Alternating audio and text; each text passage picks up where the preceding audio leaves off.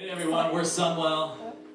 Fun fact, so we're from Salem, Oregon. Woo! And this is the first time we played any of these songs acoustically ever. Hell yeah! We usually are a lot louder. We usually play with electric guitars and real drum kits. Yeah. Hope you guys like it. Hell yeah. This first one's called Eels. Cool.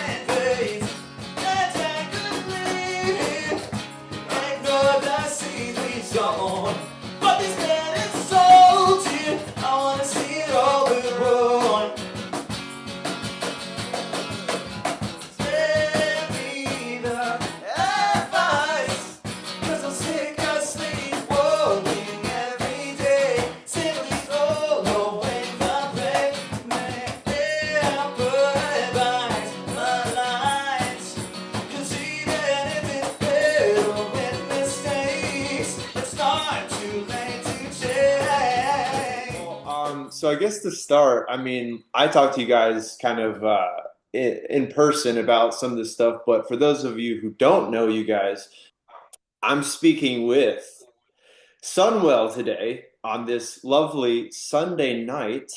I'm talking with Bret and Zack here. Thank you guys for joining me. So I guess like to start, I guess let's start at the beginning. Kind of talk about your individual music journeys and kind of that whole thing for individually. Yeah, totally. Do you want to go first? I am older. Sure, I'll go first. I guess for me, it started. I mean, you can kind of get lost in this stuff. I've been playing music for 23 years. So it's really easy to be like, oh, I know. Oh, you can see all my white hair. I cut my hair so you can see all my white hair now. But yeah, it's really easy to get lost in all the little footnotes. But essentially, I grew up in the church, and the church I grew up in had a live band. Is more like Hispanic Mexican music, but we had a drummer, a bass player, a guitar player, and I was always just enamored with the drums. And so for a little bit, they let me play, but I was pretty bad, obviously, because I didn't play the drums. So they kicked me off the drum set, and I wasn't allowed to play anymore. And then I started playing the saxophone. That was like my first real instrument, the alto saxophone, when I was 10. And I did that through elementary school, middle school, into high school. And somewhere in between there, I picked up, my dad, I have a younger brother, is a year younger than me. And my dad really wanted us to be the Van Halen brothers, like really bad. Nice. And so he bought me a guitar and then my brother a drum set, even though I wanted to play the drums. And my brother just never really wanted to do any of that. And so anyway, in between me playing alto and stuff, I found out about Rock Band, got Rock Band 2. Did not touch my guitar at all until I got Rock Band 2. And I was like, this is what guitar could be. I want to try this out. And so, I started doing that when I was like 13, 14. I mean, I've been playing guitar ever since, off and on. But I really, for the drums specifically, I picked those up when I was like 17. I played for a few years, joined a pretty crappy scene kid, like metalcore, like Asking Alexandria kind of thing. Breakdown. We were a Christian band. Yeah, we were a little teeny bopper Christian band. Breakdowns for Christ. When I was like 18, I think is around when I was doing that. And then I've been in a couple bands through the years. They usually last about a year or two and then kind of implode, especially when you're young. Yeah. But yeah, it's just been off and on drums since then. I was in a band with Bret when I was like 25. Yeah, Vita Occulta. Yeah, we were in Vita. I played bass actually. What was it called? And Via Culta? Vita Occulta. Yeah. Okay. Yeah, Bret played guitar and I played the bass. And then we kind of that ended. And then Bret and I didn't do anything musically until I joined Sunwell. Together. Together. Other things off and on, but yeah, that's really it. I've just been doing it for such a long time, and Bret's been a part of it, and then hasn't, and then I have a ton of other friends that have been a part of it and haven't it. But what kind of music was that project you guys were doing before? Vita Occulta. No, it was just mindless shred. Yeah, it was kind of like riff soup. Like, I mean, we were all relatively young. Bret had just turned 21. Yeah. Another friend of ours who a mutual. So the original drummer in Sunwell, his name's Jake Jones. Shout out. He and I actually were in a band before Vita and way before Sunwell called What We've Built. We actually have an EP. It's still up on Melodic hardcore, right? Oh, it's like super melodic hardcore. Yeah. Okay. It's pretty hilarious, but it still kind of fucks. But anyway, we did that, and so I met Jake like when he was like 19, and he's going to be like 29, I think, or 30 or something. Yeah. So I've known Jake for a long time, but yeah, Vita Occulta was straight up like riff soup, like whatever instrumental, like super random, we counted like one of the songs had like 9 tempo changes in it. It was well, we didn't know what we were doing, and I was vehemently at the time against having a vocalist because I really just wanted to be Chon and Animals as leaders, like really bad. So we just wrote like almost unlistenable instrumental music. It was cool, but like nothing ever happened for long enough to we were like, oh, I want to live in this. It was like, nope, next riff, change. Is it pretty bad. But like that's kind of a condensed form. I've just been playing music for a really long time, since I was 10. I'm going to be 33. That's a long time, 23 years. And wow. The one constant through all of that, especially since Sunwell, has been that like when Bret and I were in Vita, everything clicked. Writing was really easy. We took a big break where we were not in a musical project together. We didn't even really talk a whole bunch either. That was like mid-pandemic. It was, yeah. That was like the pandemic. Yeah. And then and then I got asked to join Sunwell, and then it's almost like exactly where Vita left off, except that's so cool. A little bit more, a lot more mature musically, and then also a lot more mature emotionally, so that the band is like actually feasible. There's like a good chance that it's working out. That's why we wear turtlenecks in our pictures now. We want the dudes who have sideburns who like freeform jazz. Yeah, I want people to think I like jazz, and I do, but not that much. Yeah, exactly. Well, it's kind of like all the scene kids who now have 401ks and shit. I don't even know what that means. Well, it's like a fine wine now. You guys needed some time to let it marinate, and you're back and doing it together. So that's really cool. Bret, what is your sort of background? Yeah, totally. So, my mom was a singer, and she did it for a living growing up from when she was like 16 to when I think she's probably into her 30s. Is like she did it for a very long time. And so growing up I was around it a lot, but it was more like from the karaoke side. So my mom loves karaoke. She had a karaoke machine in the house, and I was horrible at singing, but I was around it a lot. Like I was just around that. And so when I was in 4th grade, 5th grade, I joined band and I played the flute. And that is a never-ending barrel of laughs. For at least it was when I was a kid. When you're a kid, a dude playing the flute is hilarious, unforgivable. Yeah, almost. Yeah, the jokes write themselves. They didn't let me forget it. I tell you what. That's funny. Yeah, and so, but yeah, I played the flute. But I just remember there was like this one distinct moment, I think, where I decided I wanted to be a musician is when I was in fourth grade and the fifth grade band came in, and it was kind of basically like, hey, everyone, want to join band? This is what you can do.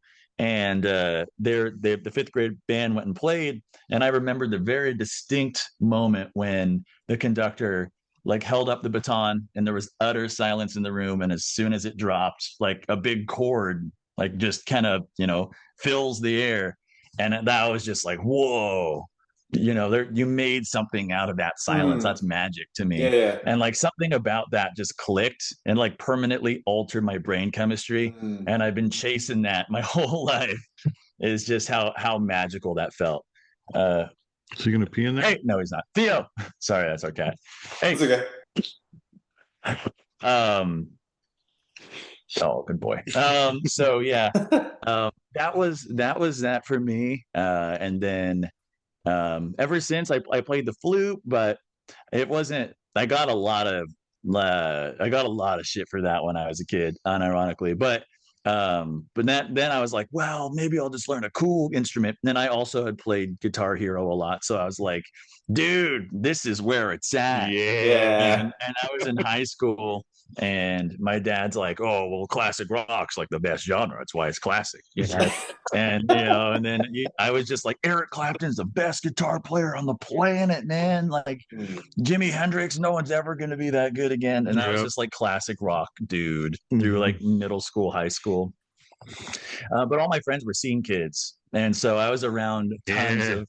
Oh yeah, all my friends were scene kids, so I was around like tons of like metalcore, post-hardcore, hardcore, all the scene kid music. So I always really liked it, and I was always into it, and I did like that genre of music, but I couldn't, be a scene kid because I don't think that would have flown in my household. Other people were way braver than I was, and they risked that, but I was a little sensitive guy. I mean, I was a full-blown scene kid, and I got a lot of. My dad hated it. Yeah, I was just a little sensitive guy. I was like, don't look at me. See, that's so funny because like I was like a secret scene kid where like my mom wouldn't have been cool with it, so I had to keep it like a secret, and like no one else. That's what I mean. No one else knew that I liked like the kind of music I liked, so I kept it like super secret. And then I'd run into like some people at shows and be like, "What are you doing here?" And I'm like, "Where's the bathroom?" So it was just, like, super embarrassed, and like it was just such an interesting thing. So it's funny that you say that.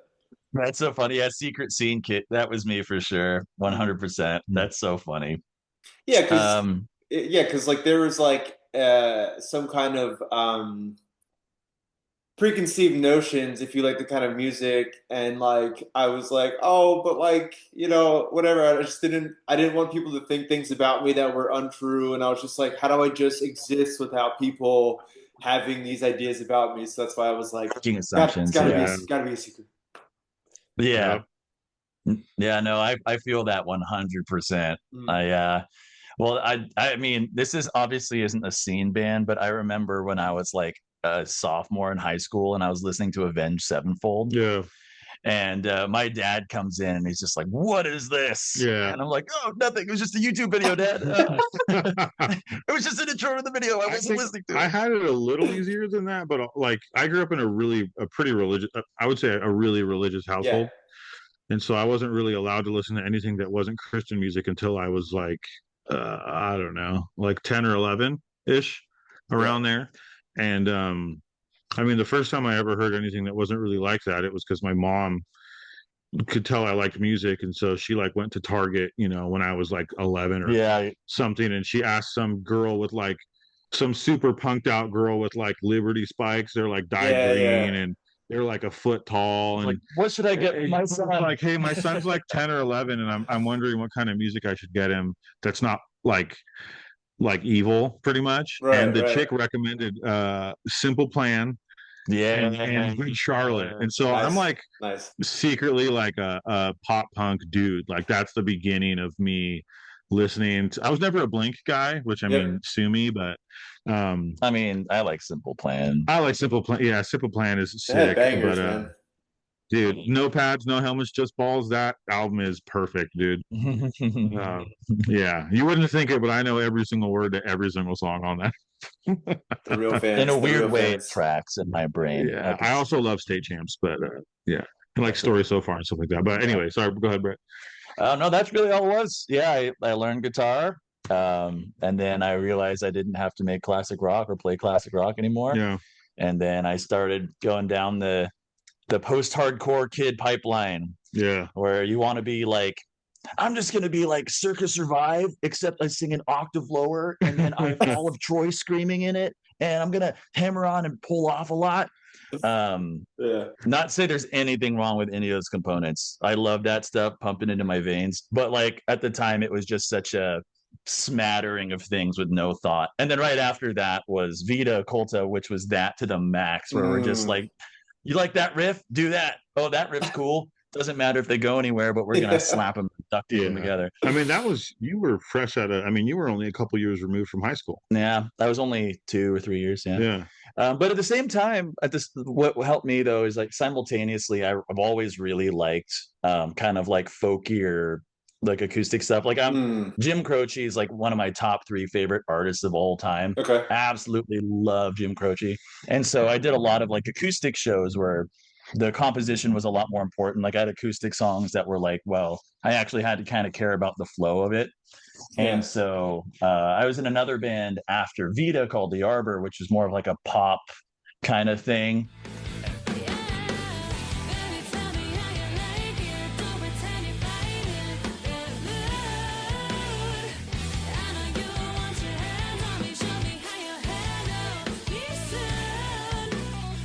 And then it's very pseudo. You can tell that turned into Sunwell. Yeah, that's proto Sunwell for sure. Yeah, that's so funny you say that, because I knew about the Arbor when I found you guys, because it like came up at some point, and then I knew that it was like your previous lineup or whatever.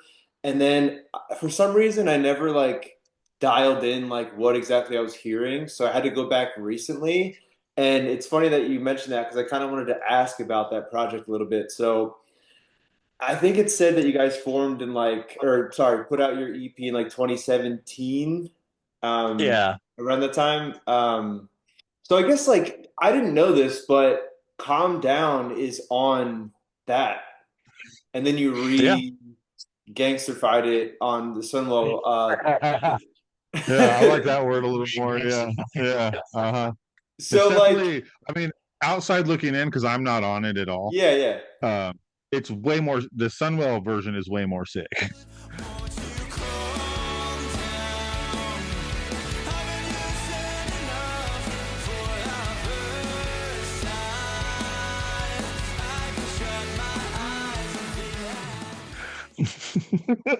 Yeah, well, you made a comment that I made in my head when I was listening to it. I was like, I can hear like if like Sunwell's like let's say some kind of like butterfly or something, like the Arbor was kind of like the cocoon, and like you can see it peeking out at certain points where I'm like, oh, it makes sense like what it turned into, because I feel like I got little glimpses of that on that EP and those songs.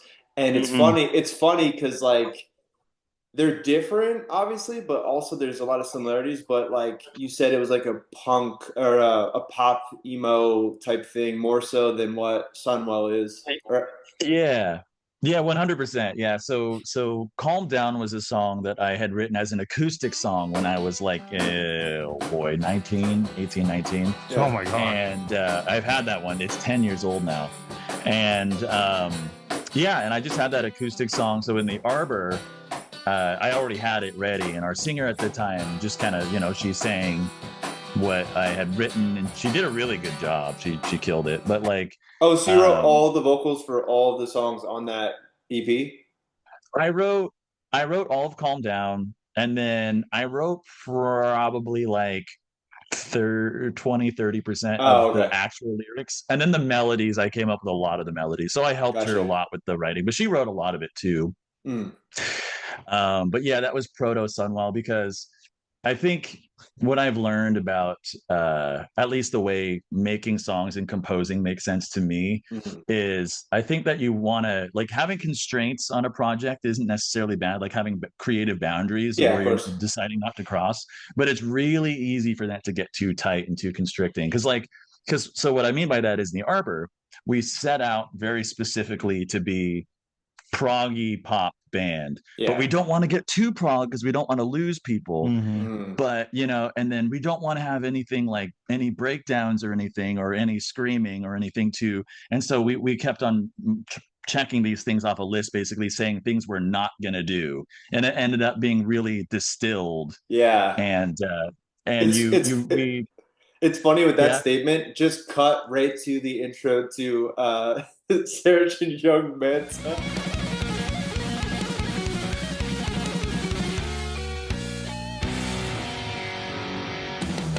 And it's just like noodles. Like It's not as hard as it might sound, because it's literally just a tremolo and hammer on pull off. Yeah,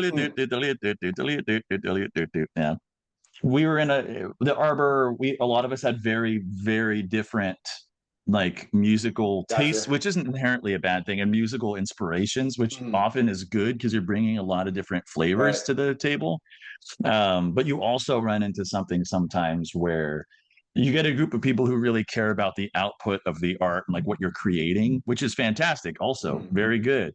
But if not enough lines up, you kind of run into something that gets a little distilled and Right. a little less raw and less powerful. There's too many filters there. Exactly. Because you want one person that's like, well, I want it to be more poppy. I like more poppy songs, and someone else is going to be like, yeah, but I'm trying to do this R&B thing, and it's not really sinking. And then someone else is going to say, yeah, but this is like not even kind of heavy. I wish it was a little. And it's like you're kind of writing can't 3 different songs. That. Yeah. It's a lot of tap dancing or tiptoeing. Yeah. And especially, I mean, I wasn't in that group, right? So I can't speak on it, but I just know like I've been in groups before where it's like everyone kind of wants the same thing almost, but the thing that they see is always going to be through their own musical eyes, so that's going to look different than your version of that. And even if it's only like 5 or 10% over the course of writing 8 or 10 songs, someone's not going to be happy with all 8 or 10 of those. And also, fun fact, you might think this is interesting, but Sunlight Yellow Overdrive was an Arbor song actually first. So the pandemic hit, we had an old band, that didn't work out. I had to learn to sing. That guy joined the band, but this was the first song we ever wrote together as a group. So this one is called Sunlight Yellow Overdrive. Nice.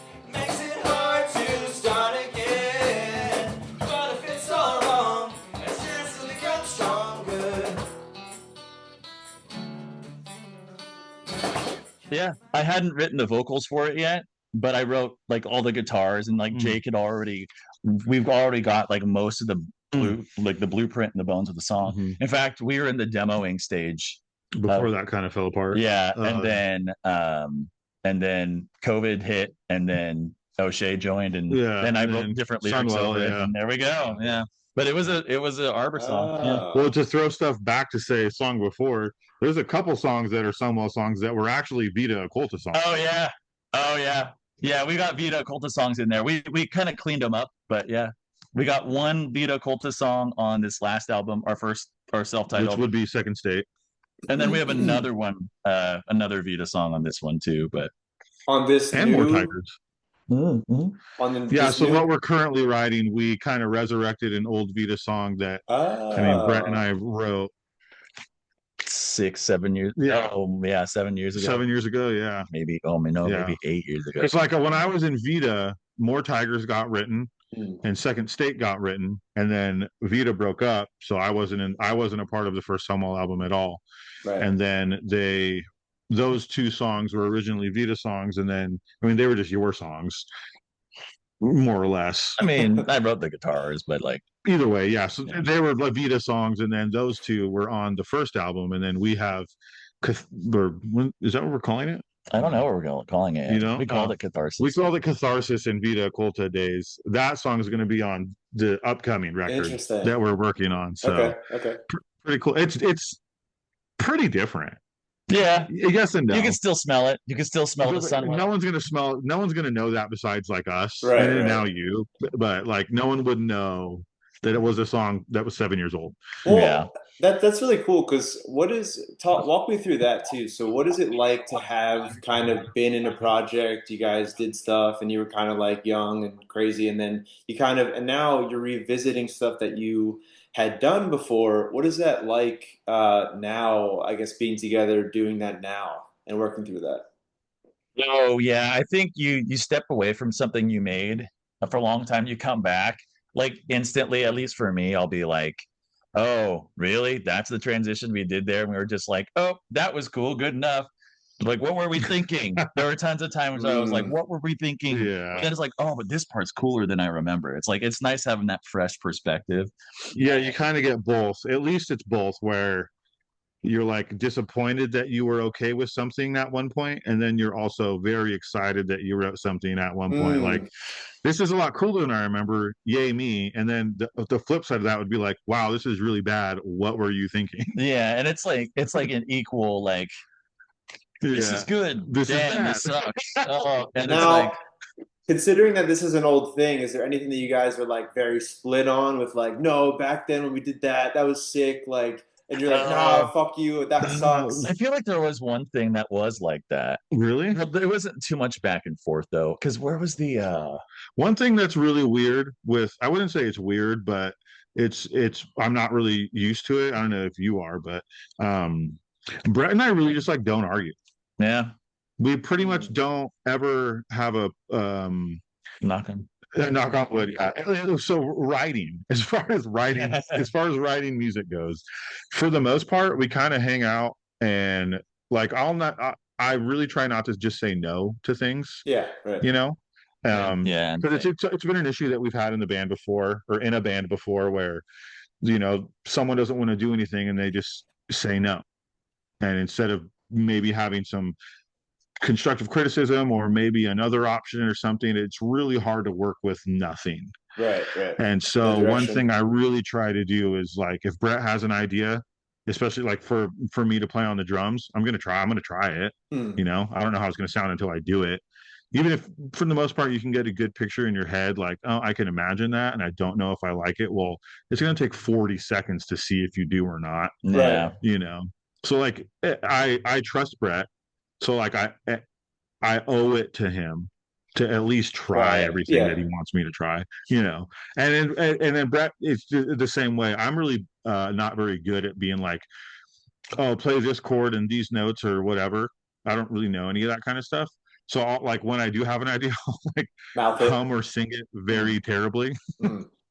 And then Brett will figure it out on his guitar. Yeah. He knows what he's doing and I don't. And then it'll be like, is this what you mean? And Yeah. so, if he's gonna do that for me, I might as well be like, yeah, I'll try the drum beat, man.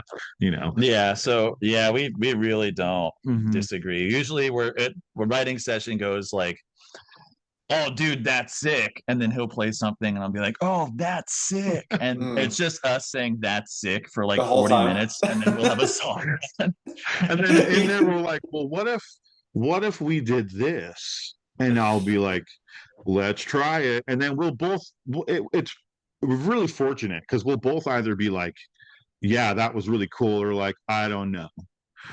And if I'm saying like, well, I don't know, or Brett saying, I don't know, we're both really good about saying, well, what do you not know? Yeah, like what do you not like about it? Weird, yeah. You know, got the communication yeah. on lock. Well, and that's what's cool about being, you know, older now, is when you're in your early 20s, you don't really know how to talk that well to people, and not, for sure. you know, and especially with music. You don't like my riff, dude. Yeah, I hate you don't like I've been sleeping with your girlfriend for 6 months.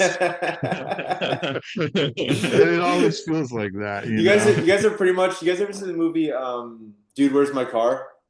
Oh yeah. You know that scene when they get back tattoos? They're like, dude, what's mine say? That's literally you guys writing music together. Yeah. Dude, like, sweet. what's mine say? Dude, what's mine say?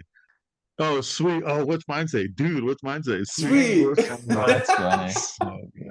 Yeah, So that's such a good point though that you make, because I mean, like, it's so hard sometimes with people to kind of get to that point, because like music can be so personal, and so like you become attached to it's stuff. your soul. You're is. bearing your soul. Yeah. So when we don't have that mutual understanding of like respect or like communication, it's really hard. And we're kind of having the experience now where like we all communicate fairly well with each other, but like this iteration of our band hasn't really done like in-person writing, and it's obviously the genre we play is like obnoxious, so it's like really hard to write stuff in person, and we try to like do stuff remote, but like it changes so fast when we get together, so it's like we're doing a lot of writing in person anyways, but like even just like thinking you're saying something some way to someone, then someone else takes it some way, but then someone else perceives that for someone else that you're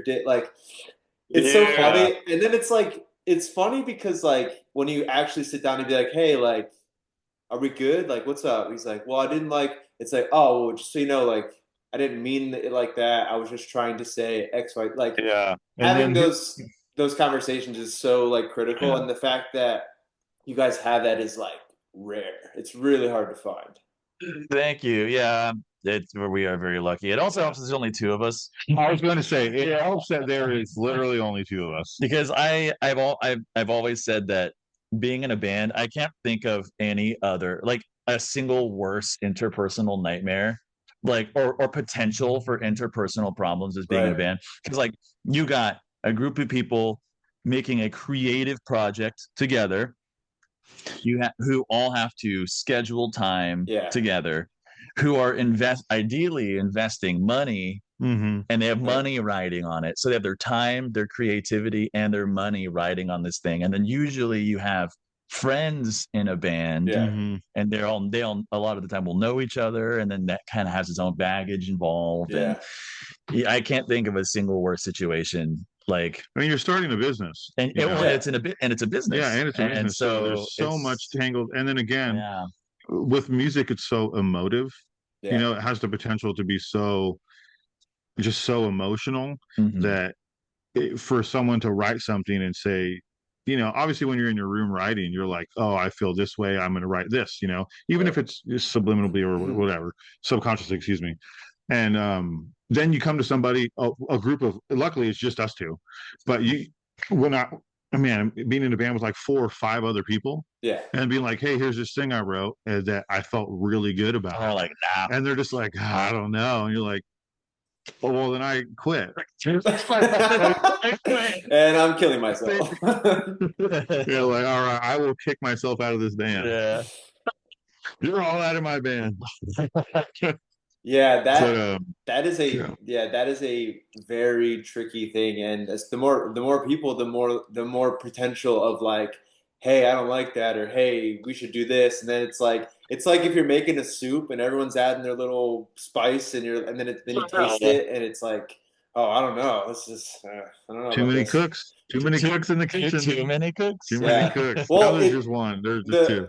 The whole process of your guys' band has been funny because, like, I think when I found you guys, you were a 4-piece or a 5-piece. I think 4-piece. 4. Yeah, because you played guitar and sing, so it was 4. And then it went down to 3, and then it went down to 2. And it's. I think the amazing part about it is like the thing that I find very admirable is that you're still able to do it and you still continue on, even though the people keep leaving, but like the people who really want to do it keep sticking through it. So it's really cool. And for me personally, thanks, like, man.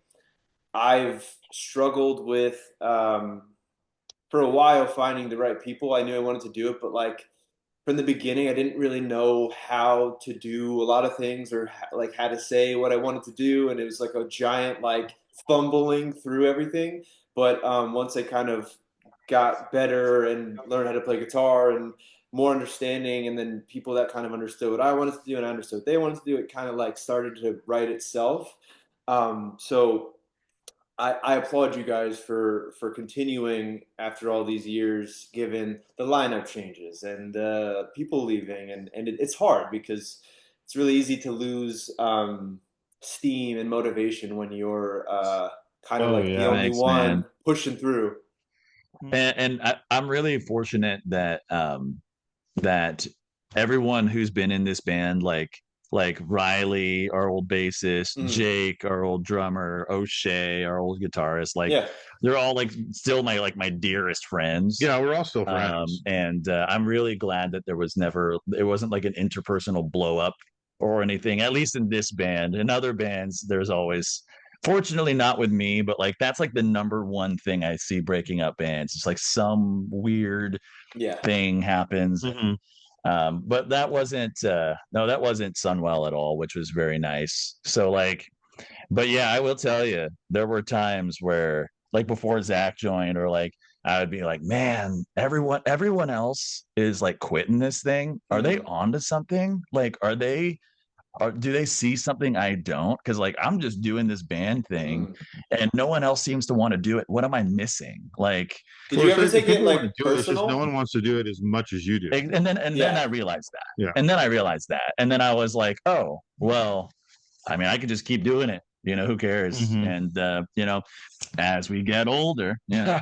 as we get older, Yeah, we're getting um, older. yeah, I think that people's priorities really, um, come to the forefront. I think as yeah. people mature, they realize it's like, man, maybe I shouldn't be, sleeping on a mattress with no bed frame in my room and just like, maybe and in my tiny apartment, and like I never clean it, and I'm just gonna Mm. be a lazy dude in a band and spend all my money on shit I don't need. Like that was me, like the fucking Yeah. 18 or whatever. Yeah, those are But then 20s. Yeah. but then as you get older, people realize it's like, oh, I have a career now. I have like things that Right. I can make money now. Oh, I have kids. Like, do I really want to spend all my free time doing this Mm-hmm. when I could be actually relaxing?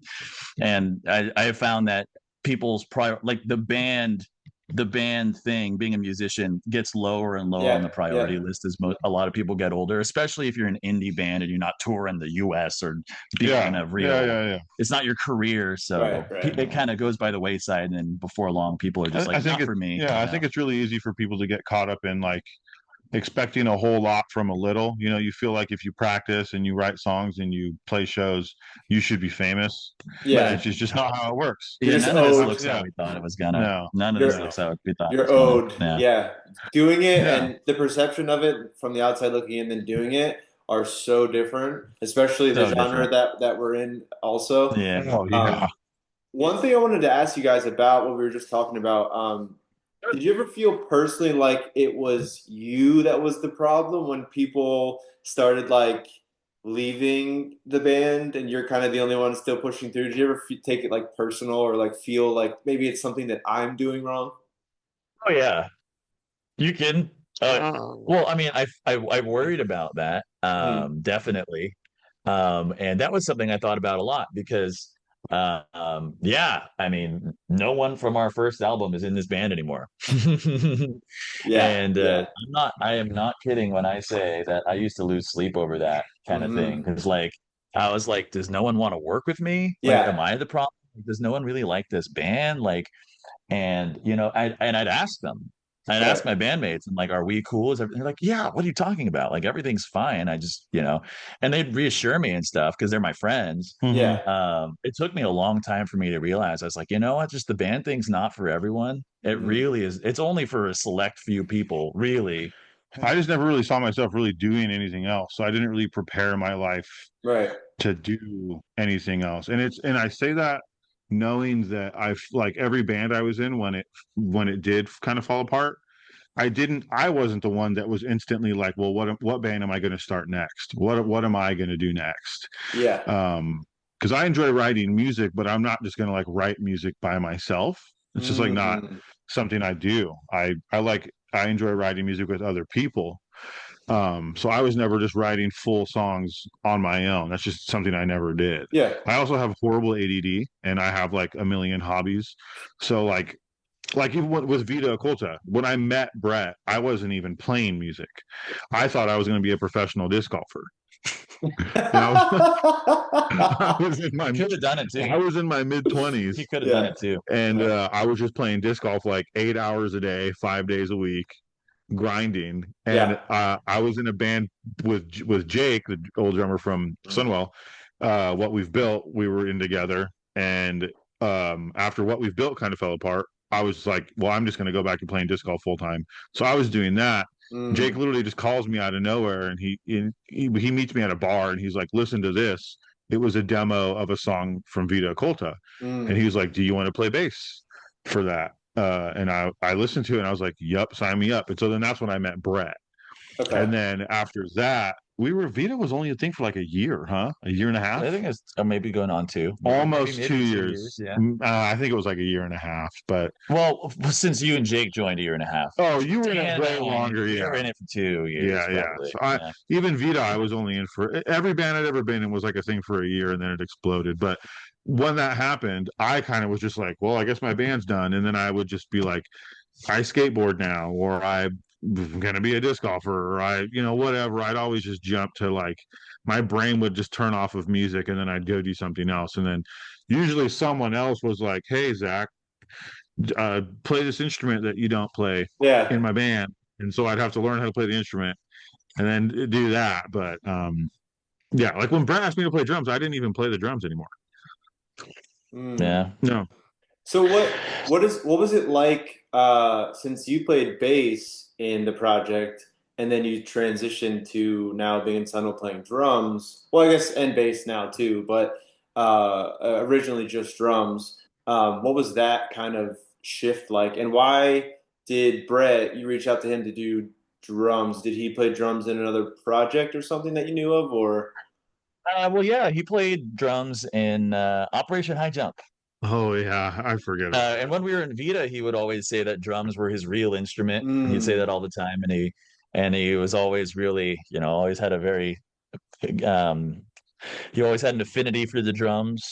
Well, Jake and I were kind of closer than Jake and I were closer at the time than I was with anyone else because I didn't know anyone else really. Right. I didn't know Bret or Dan. This is the only other member.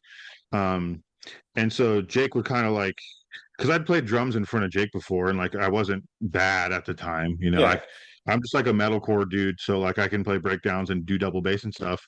So he would kind of ask me in Vita like, oh, what should I do? And I would just kind of throw out like an idea for a beat or whatever, and Jake could be like, oh, okay, cool. So Jake and I would kind of go back and forth a lot, and I played bass. Yeah. So like it's cool that I also played the drums before I learned how to play the bass, because I was like, I can get inside the brain of a drummer and be like, what would a drummer want me to do? But I've been playing guitar for like going on almost 20 years now, which feels terrible because I suck. And it's not true. It's not true. So I'm like, I was a guitar player first, so I know what a guitar player wants to hear when they see a bass player. So it's I'll just do, so it's really easy for me to get in that. But what was the question again? I completely. Why I approached you for drums? Because you promised me you would. And I promised him I would. Yes. Oh, okay. Yep. Yeah. Because at the time, like our previous drummer had mentioned that he was like, oh, I don't know if I really want to keep doing it anymore. And I was like, okay, man, whatever. And Zach and I were kind of talking about it, and then Jake was just like, yeah, I think I'm gonna leave the band. It's like, okay, well, I already promised him that you'd be the drummer if anything happens. So we both worked at the same like music school that we would do private lessons at. Oh. And so I was teaching guitar, bass, and drums, and then Bret was teaching guitar. And so in between our students, we would kind of like hang out and talk a little bit. And he was just mentioning to me, like kind of venting, like, Jake's kind of talking about maybe wanting to leave and stuff.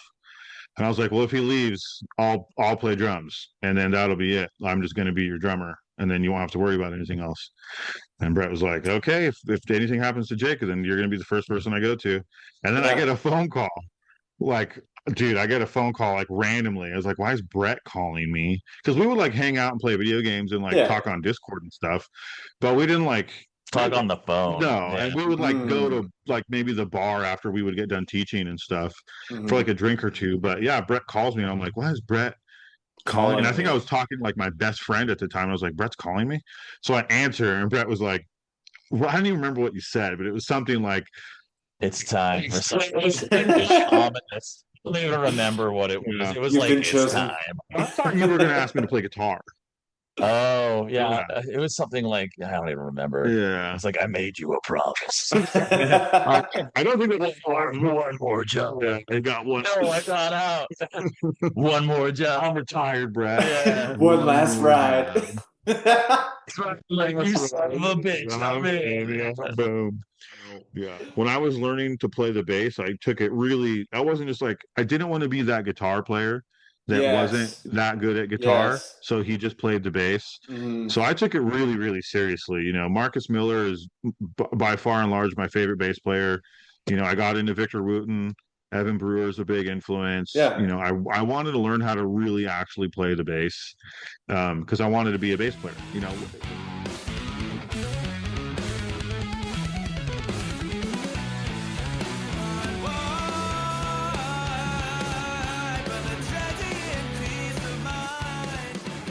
You know, when I got asked to play bass, I didn't want it to be like, oh yeah, this guy just like plays guitar, but he plays bass in our band. I wanted to be, now I'm a bass player. That's kind of how my brain works. It's like, I'm the bass player now, I'm running with that. So I just super deep dove that. And since I had done that previously, after Riley decided she didn't want to be in the band anymore, it was kind of easy to just say, I mean, I'll just do it. Right. Yeah.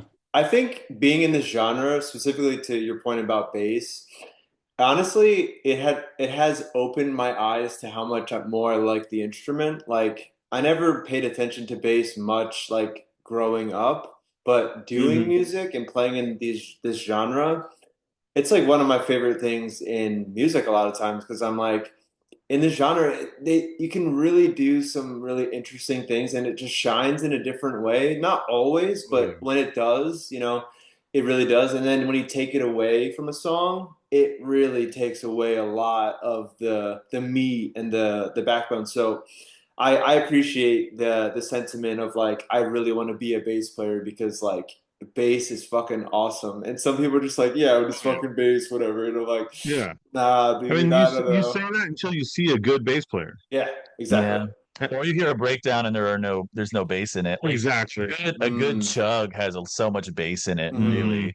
Like a really nice chuggy. Yeah. And I have a super, like, I'm really just a metal dude that's trying to, you know, those will always be my roots, no matter what I do.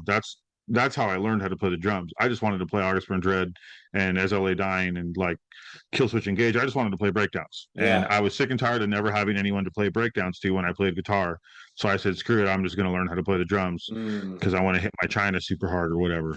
And since I have like that metal background, that just, of course, that's going to bleed into the bass, you know.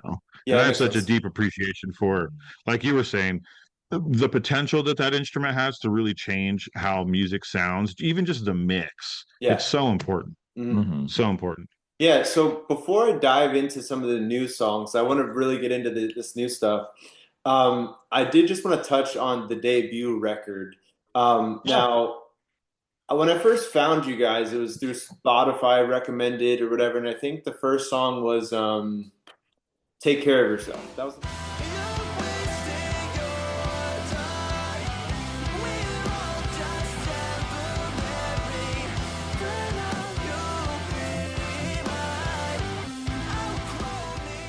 was the first one I heard. Oh, cool. And I was like, what is this? I was at the gym and it came up on like Spotify Discover or whatever. And I was like, what is this? And I think you had that song out and then Sunlight Yellow Overdrive is also out. And I was like, oh, cool. And it was just those two songs. So I was like, oh, this is it. Okay. And then I saw the Arbor and I was like, okay, cool. Got to wait for some more tunes if this band is still a thing. So I found that, and then I guess I'm just curious, like going from the Arbor to Sunwell, that transition, like what did you kind of, I mean, I guess it was some of your old members and from the Arbor transitioning too. So what was the like conversation or what was the idea with like, okay, well, if that's done and Sunwell's a thing, what is it? Like, what was that Yeah. like? Yeah. So Sunwell was so it was mid-pandemic, me and Jake and Riley and O'Shea, who was our guitarist, who continues to like mix and now master us. Mm-hmm. Love that guy. But we were all together in the same room, and we were just kind of like, well, what do we do now? Like the Mm-hmm. Arbor is not a thing anymore. What do we do now? And we basically set out to be like, okay, well, we're going to do the Arbor again, but it's going to be more alt rock, more prog, like a little, like a touch edgier, like just like a touch edgier, but still no screaming and nothing too crazy. And the Yeah. irony is that like Sunlight L Overdrive actually kind of does have screaming in it,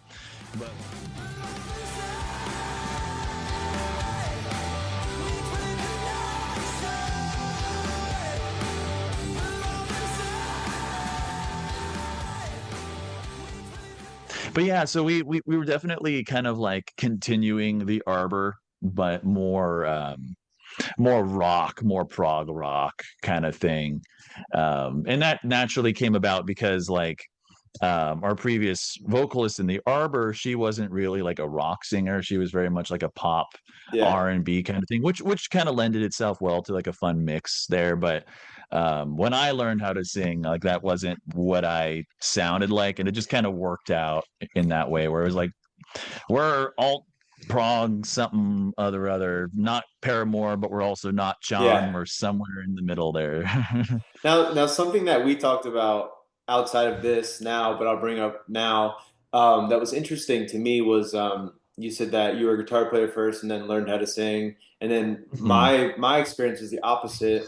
I was like a singer and then learned how to play guitar later. So it was Mhm. very interesting to hear because when I found your band, I had my own preconceived ideas of like influences and like whatever. And then when I asked you,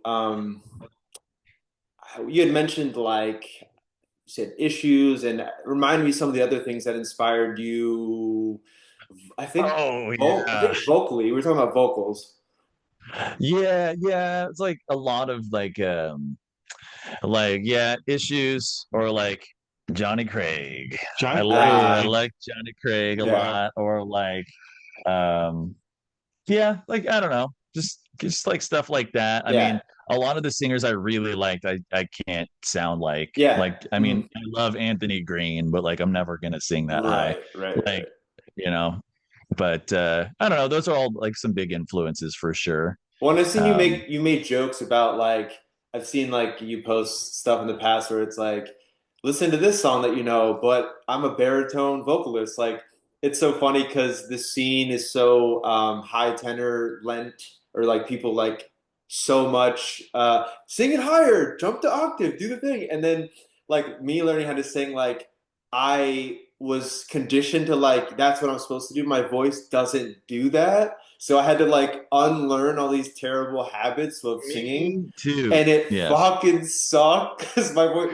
I, just I got didn't. nodes because of it. Yeah. Oh, Those are really? still healing. I've had nodes for like 2 years. Oh my God! Yeah, because Wow. I sang with such bad technique because I would like listen to all these dudes just like fucking way into the stratosphere, Mhm. and I'd be like, I can do that. And then it's like, I mean, you could with years of practice and learning how to mix right and doing all, or you Yeah. could just try to slam it out of your Just vocal cords right belches. now. Yeah. Just have your vocal full, just slam, and Mhm. you're just gonna shoot as much air as you can through it. That Yeah. That's was how I sing. that was me for years, and I think I'm paying for it now. Like Yeah. now I've my technique has improved quite a bit, Mhm. but yeah, no, being a natural baritone and being a singer, I always wondered, is it like does everyone just sing high? Like, Mm. or like, do normal people on the street like this? Am I a mutant? Because Yeah, yeah. like because you can't. they figured out all these bands have dudes who sing like crazy high, But then I realized I was like, oh, anyone who decided I can be a singer in a post-hardcore band probably thought they could be a singer in a post-hardcore band because they sing high. And, it Maybe. took me a Yeah. while for it to, Well, because like you don't run into a lot of baritones in that. Yeah. no, no. And one thing I found interesting, I did a vocal lesson with Lucas from Veil of Maya. Yeah. So he had given Yeah. me some advice, and it's the really weird advice, but I'll share it on here. Like he said, if I was a fly on his wall in his house when he's practicing, you wouldn't even think that he could sing because what he does is he breaks his voice down a lot. And he was like, I do that pretty regularly, but the important factor when breaking your voice down is that you rest. And the problem with a lot of people is they'll break their voice down, they'll keep pushing, so then they'll get nodes and things. So my voice teacher had never given me that advice because she was like, she's classically trained and she, has a different perspective with singing. And then obviously Lucas does harsh vocals and singing and all kinds of stuff. So he had a different perspective. And then when I started trying that, I was able to expand my range, but I would lose my voice. I would make these horrible noises that no one should ever hear that has ears. Oh, I know what you mean. Yeah. So it is That's interesting. the car for me. Yeah, Yeah, exactly. me too. It is the car. You have to. It's got to be somewhere where no one can hear you. But yeah, so when I was talking with you, I found that interesting because we had some similarities with our influences and like even our journey with like discovering singing and playing guitar, but it was like reversed. It's so, and we would have never met in real life, like in the wild, because like you're on the other side of the country, and it's just so the music world, now that I'm a part of like the scene and stuff, like I've met some really amazing people, and I'm so thankful, and you guys are some of those people. So thank Oh, you thanks. for being here and doing this, and I appreciate all the amazing music that you guys have made, because I've met a lot of assholes in my circle area. Oh yeah. It's been refreshing to meet people that are honestly inspiring, like you guys, and Thanks, brother. you guys Oh, are thank you. just normal guys. Like we were at you guys played at my house. Like we went out for pho after. Like it was so like, why is this so normal? Like it's so, you guys are just so chill. Oh, well, thanks, man. Thank you. Yeah. Yeah, we're just normal dudes. Yeah. I mean, Yeah. I think that's what helps. You're talking earlier about how it's just the two of us and how everything is kind of really easy. We're also just like really good friends too. Yeah. Mhm. And we were kind of we met each other to play music, but the Vita wasn't that a thing for that long. Mm. And then when we kind of reconnected, we were not playing music together. Yeah, we we're just playing video games. We were just friends playing video games. Okay. Just talking on Discord. Yeah, talking new about Final indie Fantasy, horror game, yeah, or like just- or Final Fantasy 14. We Uh-huh. played Yeah. that game a lot. Yes, Yeah, yeah. we played that game a And lot. so we would just like literally hang out, and music wasn't involved. Mhm. So the fact that we had become such good friends first, really, Yeah. and then we're like, oh, well, now we're in a band together. I think that's what helps too. And we have a bunch of other friends too that are like, yeah, it's just the same. Everyone's just like really regular, normal people. No one's really a douche or anything. And if anyone is going to be a douche, one of us is going to call the other person out on it. Yeah. Of Yeah. course. Yeah. Yeah, it's just a waste of time when you act that way, and like everyone has limited time and resources, so it's like, don't waste my time. Like if you don't want to be here, like you don't have to be, or if we can't work this out, like we just won't do this. Like yeah, it's like you said earlier, getting older and understanding like how to speak to other people and understand Yeah. complex emotional things as you get older. I It's didn't so learn how to talk critical. until I was 28.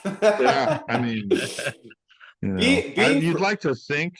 Oh, I'm sorry. Go ahead. No, being friends honestly is like a huge component in music working. Not that you can't run into hiccups, of course, but I think some people don't understand that. And like when you just get together in a room with people that you're never really friends with, it's just a weird circumstance that I feel like never lasts. Yeah, it'll eventually burn itself out. Yeah. Yeah. you can only be a part of like a professional. Your relationship can only be like professional and Mm, only professional for so right. long. Yeah. I mean, we've had so many trips where, I mean, we're sleeping in the same bed Yeah. in a hotel. Mm. We can't afford We two can't afford rooms. two beds. We're in one bed, and Yeah. it's like, I mean, God, could you imagine if you just didn't like the person sleeping next to you that much? Man, I hate this guy, but I gotta be his little spoon for 8 hours, dude. Well, what's funny for me growing up, like apparently this is a weird thing that I realized later, but every time we had sleepovers, like I would have everyone who slept over like sleep in my bed, even if I had like a single bed, and like we would all like sleep, and like it wasn't weird. And then as I got older, like I'd be like, oh yeah, you can just crash my bed, like no big deal. And they're like, why? And I'm like, because you can't. Like I don't know. It's just I'll what. tuck you in, bro. Come on, Yeah, I it's got like you warm I milk. mean, just I mean, The story. problem. I think that's really only weird in America. Come on, Yeah. Hong Shu. Mm. I got your gown, dude. Lay down, all right? Oh shoot! I know in a lot of other cultures it's really normalized for dudes to be a little more like touchy and Yeah. close or whatever. Mm. You want to go get a beer at the store? Yeah, for sure. Hold All right. hands. Skipping the store. Let's go. Yeah, arms intertwined. All right, see you later. Hugs the whole way there and back. Walk That's sideways.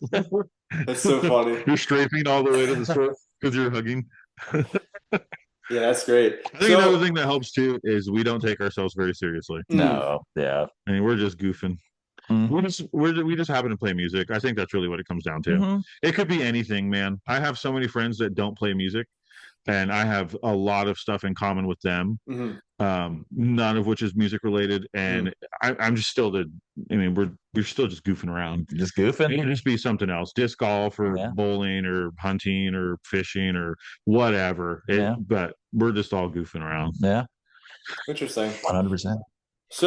So let's dive into the new stuff now. So Yeah. we're re-enter Zach in the project now, and you guys are working together on this new stuff. So correct me if I'm wrong. At some point when you guys were writing this stuff, Zach, you were just doing drums, and then you transitioned in the middle to doing drums and bass. Is that correct? Kind of. The timeline's really weird because when we started writing, it was Bret, Riley, and I, and then the writing still was the writing was always Bret and I. We would always write pretty much no matter what, whether Riley was there or not. Oh, okay.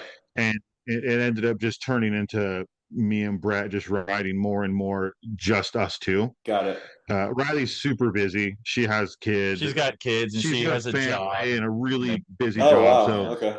yeah, and so it ended up turning into like Riley couldn't make a practice, and so Bret and I would just get together and write. And so it really just started turning into the guitar and drum show. And then, if you're not there to help make something, eventually it's not going to be something that you're going to want to do.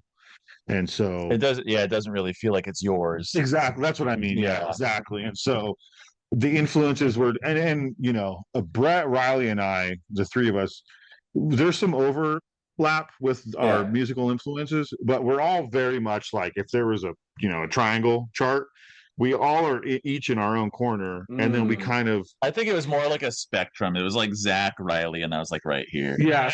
Oh, you're in the middle. Right, which Okay. is like not politically, but I'd be on the far. Like if the far right was like metal, and like I listen to like a lot of death metal and like just dumb like blasty, tech death and stuff like that. But there are jazz bands I like. I do listen to R&B. There's funk music I love. I like a lot of that kind of stuff. There's some top 40 I like. I listen to a lot of pop music from like the 80s and the 90s. I love Whitney Houston. I'm a huge Michael Jackson fan. Stuff like that. I really enjoy all that stuff. Do I want to play it? No. But I sure do love listening to it. Okay. And whereas Riley was more on the very other side, where it's more pop, kind of top 40 R&B, Oh, a interesting. lot of funk. So we had that overlap where I love funk music and I love R&B.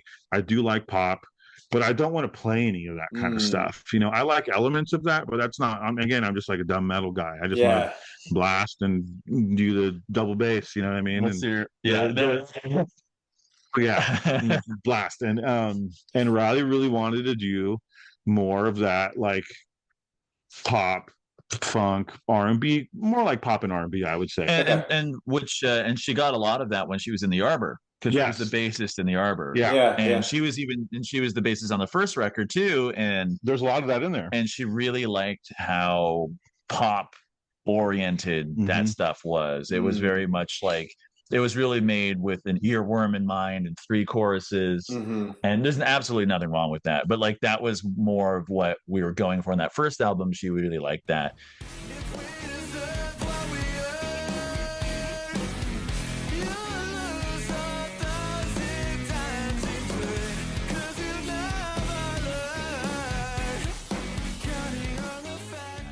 This album has some of it, but like, we definitely, when we were writing this album, we were definitely like, we're gonna put out an album that is a prog rock album, and there's no two ways about it. It's like, this is like technical, but not crazy tech. I mean, it's not like we're writing like a Animals as Leaders, or I mean, we're not Dream Theater, and we're not Animals, but it's got more tech than before. Way more. It's a lot, way more tech. And then that's Bret being in the middle. Sorry to interrupt. Oh, you're good. Like Bret in the middle of Riley and I, there's that overlap where Bret had, you know, the top 40 with your mom, the karaoke, and that whole side, pop, R&B.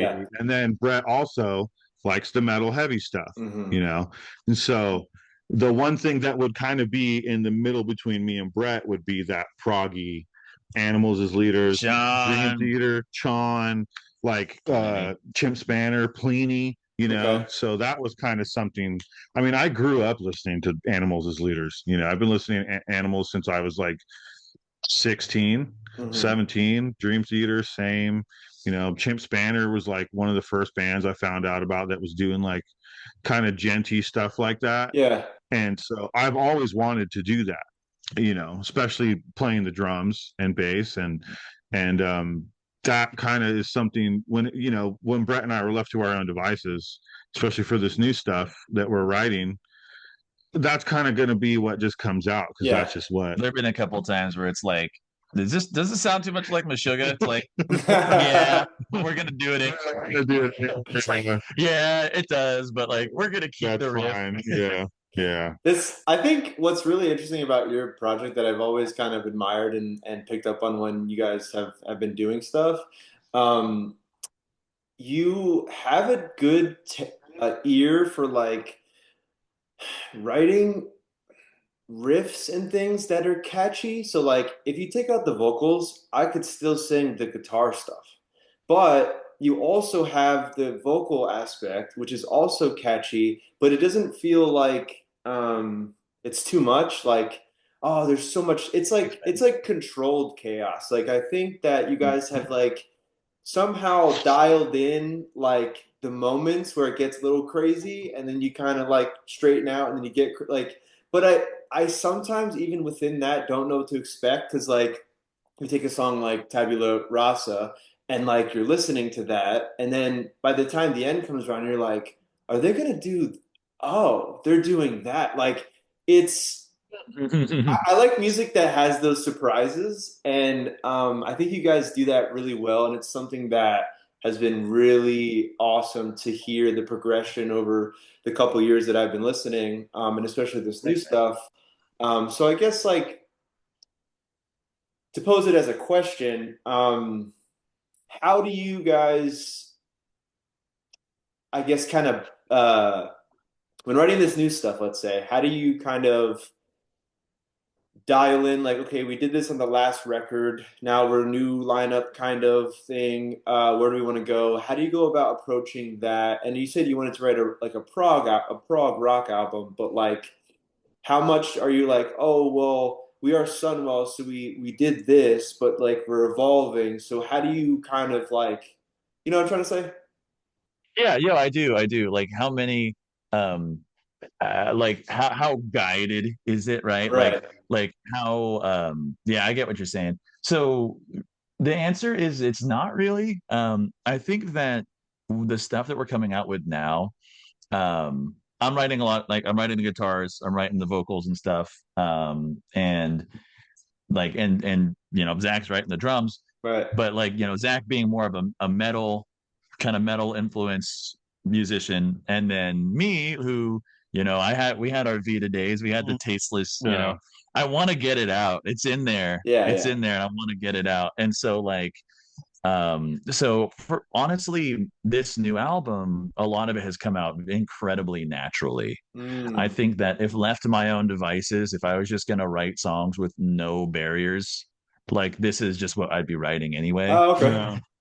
And I've never written an out so I wasn't a part of the first album. Yeah. So for me, when I'm writing, I don't think like, well, this is what we did before, because I didn't do anything before. Yeah. So it's like this is just what I want to do. Yeah, this is just like default. Like this is just what we sound like. Yeah, I mean, the best way I could put it is we really just are writing what we want to hear. Yeah, and we did set out and say like this is going to be a prog album, but like we said that and it's kind of like a set it and forget it. We just like it's Whatever we're going to write a happens. prog album.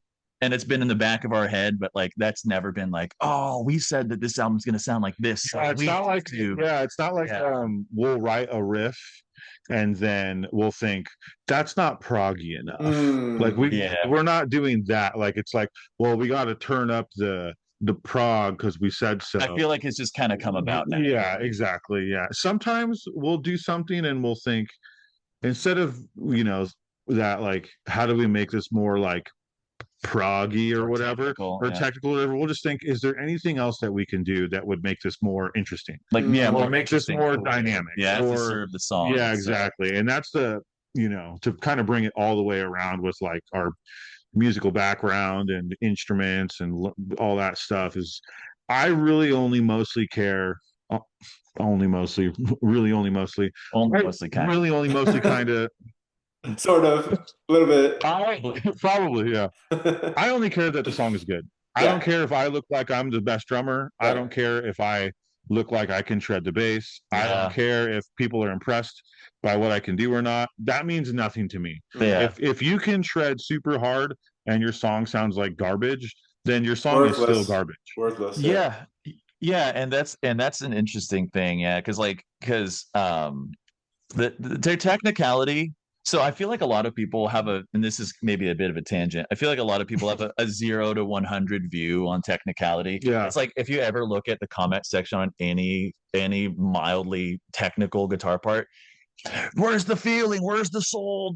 Like, but then at the same time, it's like, oh, well, that's boring if you're not playing enough notes. Like there's somewhere in between. And I think that technicality is a great flavor. It's interesting to listen to. You're not doing it because it's hard. You're doing it because it sounds cool. Yeah. It fits. Like, and so that's the thing, is like shredding is fantastic. There's nothing wrong with shredding at all, but but does it sound cool in the context? Yeah. It's not something you want to shy away from. Yeah. But you want to know when to do it. We have also always had, not always, I will say, kind of since I joined the band. I wouldn't know before because I wasn't in the band. Right. But since I joined and we're writing like what we're writing now, Bret and I very early on kind of said, like, if it sounds good, it is good. Yep, sounds good, it is good. Don't overthink it. Don't. Yeah. We just write. I mean, we've done that to death. Like again, I've been playing music for 23 years. There's a ton of stuff I wrote that I was like, is it good? Probably not. Oh, bury it away. And there's so many artists over all the genres of art, whether it's like photography or painting or drawing or whatever.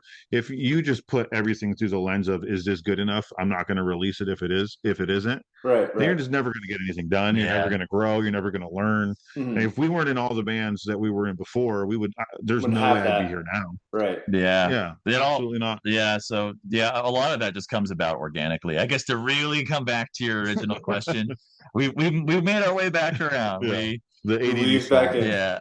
But yeah, to answer just quickly is that it comes about very organically. We don't even go in with a roadmap or a blueprint. We're just like, it all sounds too good to be true. Bret and I never argue. Yeah. We're like best friends. Blink twice.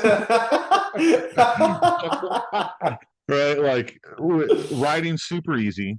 Yeah. We like a lot of the same stuff. We have a ton of stuff in common musically and outside of that, and we also have enough things that are different from each other. We're not the same Right. person, Right. you know. So we have our own things too, and like, you know, Brett's the only person I've met out of everyone I've ever been in a band with that I know to his core wants to play music as much as I do. And I know Brett feels the same way about me. It's true. Where we've met all these people, and I'm super grateful that I've met them through music, even bands I've played with, you know, all these wonderful people. Brett is the only person I've ever been in a project with that has wanted to play music as much as I want to, as much as I feel like I have to, or I'm going to explode, you know. And again, I don't really write music by myself, so I need somebody else. I have to have somebody else to do it with. So like, yeah, it just sounds like we're lying and saying how awesome. Yeah, we're friends. We're friends, promise. You ever see that video of like it's the dude, and then it shows like him, and it looks like he has a gun to someone's head, but then it zooms out, and then it keeps adding like the legs of a dog, and then like the body, but it's like there was this dude, his like girlfriend or whatever is talking, and he's like, "This is my girlfriend. Today is my birthday, and we're gonna do whatever I want to do. We're gonna do Star Wars stuff." And they're like, the camera's really close on them, so all you see is like head, like shoulders. And then someone added in like him holding a gun to her because she's kind of just like standing there awkwardly, and then they added like the legs in, and it's dude, it gets to the point where it's so zoomed out. There's like a SWAT team like all trying to go in and rescue this. That's you guys right now. Yeah, exactly. Yeah, I actually there's someone sitting on the other side of the camera behind it, and they're pointing weapons at Brett, and if he just doesn't agree with everything I say, they're gonna. He has teleprompter cards. He's right. It's true. He's like, say this. Yeah. You saw that cat earlier? The reason why you haven't seen it again, dude. Yeah, dude. No, not the cat. Not the cat.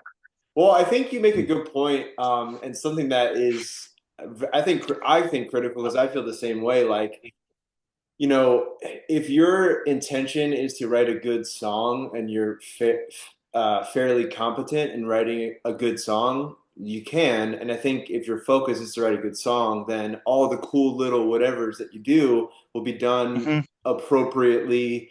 But the main focus, like you both had said, is that you want to write a good song. And I think that above all is the most important. And I had this conversation with my band and stuff too. And luckily we're on the same page of you know, I want to write cool stuff.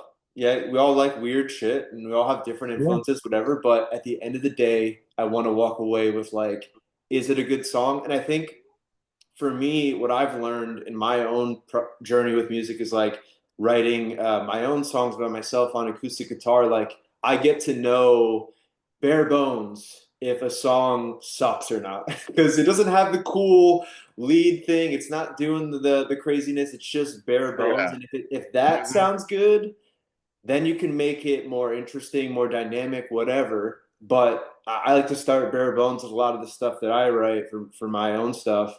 And that kind of informs me of like, okay, this part needs work, or this, and it kind of goes in line with what you guys are saying. So it's cool to hear your perspective on that. It's really interesting.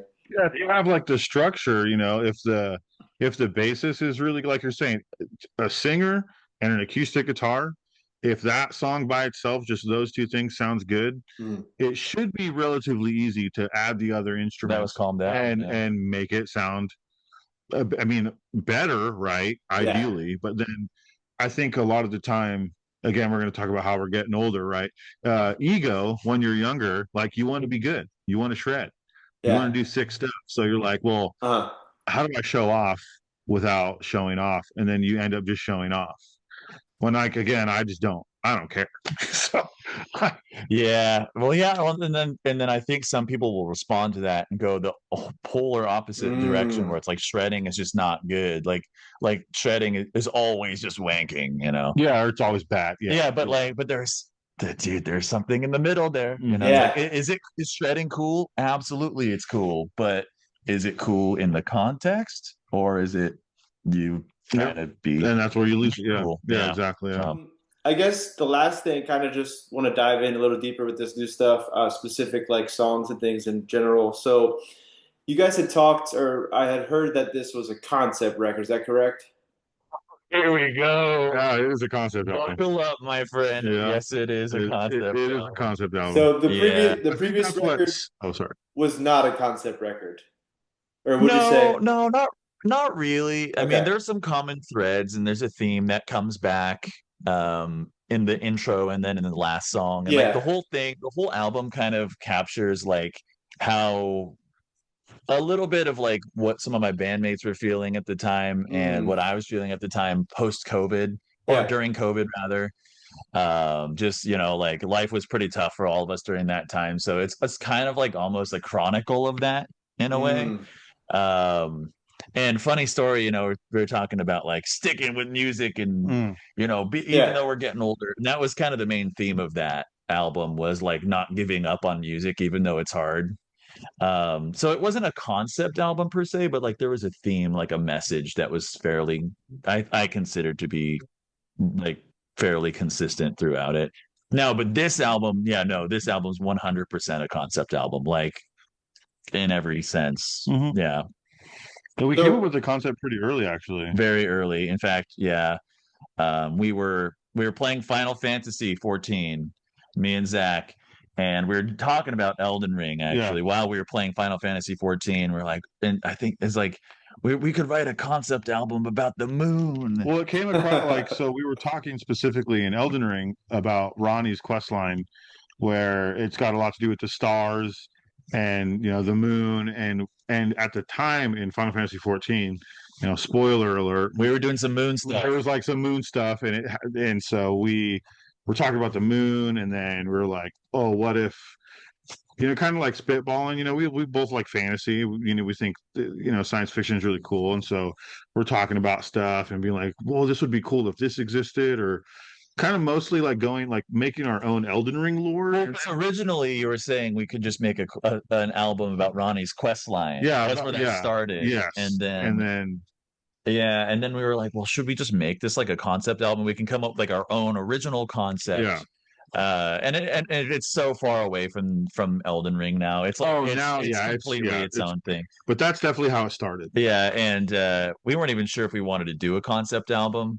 I thought it would have been. I was like, is that kind of dorky though? And everyone else was like, nah. Like Riley and Zach were like, nah, it would be cool. And then I was like, okay, well then we can make it a concept album, but we'll make it really cryptic, like so that way people don't. That way you get to have your cake and eat it too. It's not too dorky for people, but people who will like the lore can be there for the lore. Yeah. And then I think we've crossed that bridge now. We're like, I don't even give a shit. Oh, we're full dorking it. Yeah, we're full dorking it. Yeah. That's a perfect segue because the song now, let me say it right. Is it Yatsu or Yatsuyu? Yatsuyu. Yeah, Yatsuyu. Which the song isn't about it, but that is a 1-for-1 reference to Final Fantasy 14. Yeah. Okay. Yeah, so I think when listening to all of these songs you guys put out, that one really stuck out to me. And we were talking about dynamics and stuff earlier. I love the way that starts, where it's like that vocal, like little "we" that you say, and then the rest of the band comes in.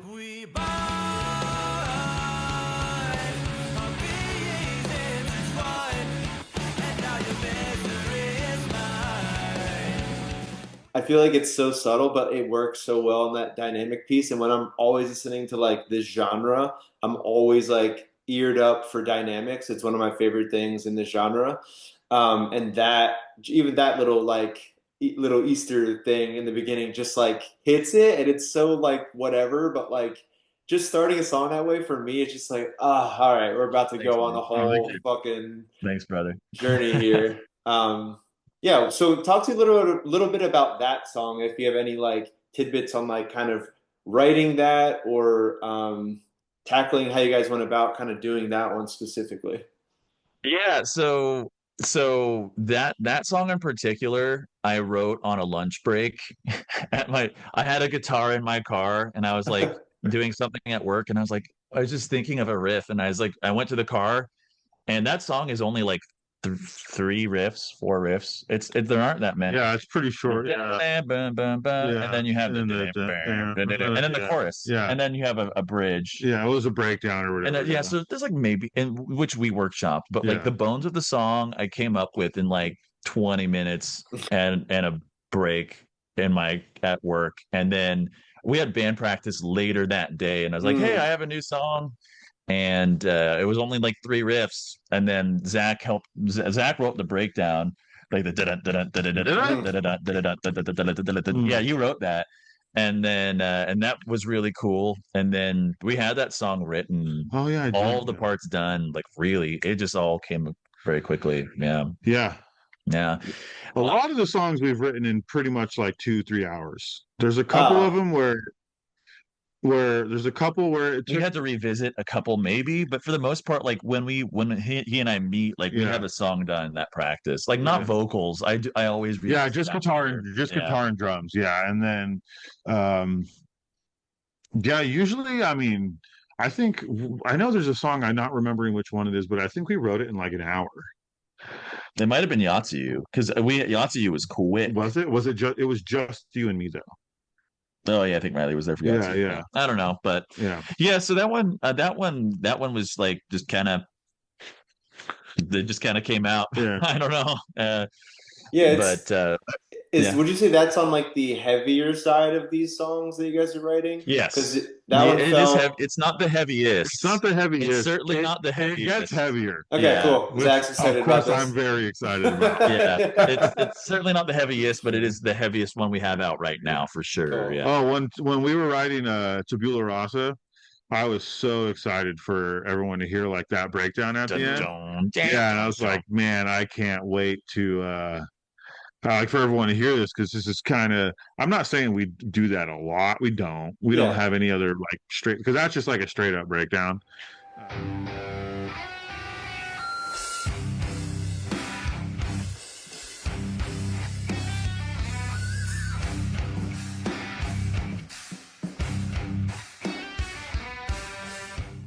We don't have anything that's like breakdown like that. It's like halftime-y breakdown or whatever. Snake them in. I'm trying to remember. It definitely gets a little more heavy. You guys played a song at the acoustic thing.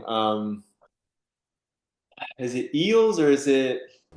It sounded really funny on acoustic because it was like a breakdown, but like it was acoustic. It was definitely Eels. Oh, the 5/4. Oh yeah.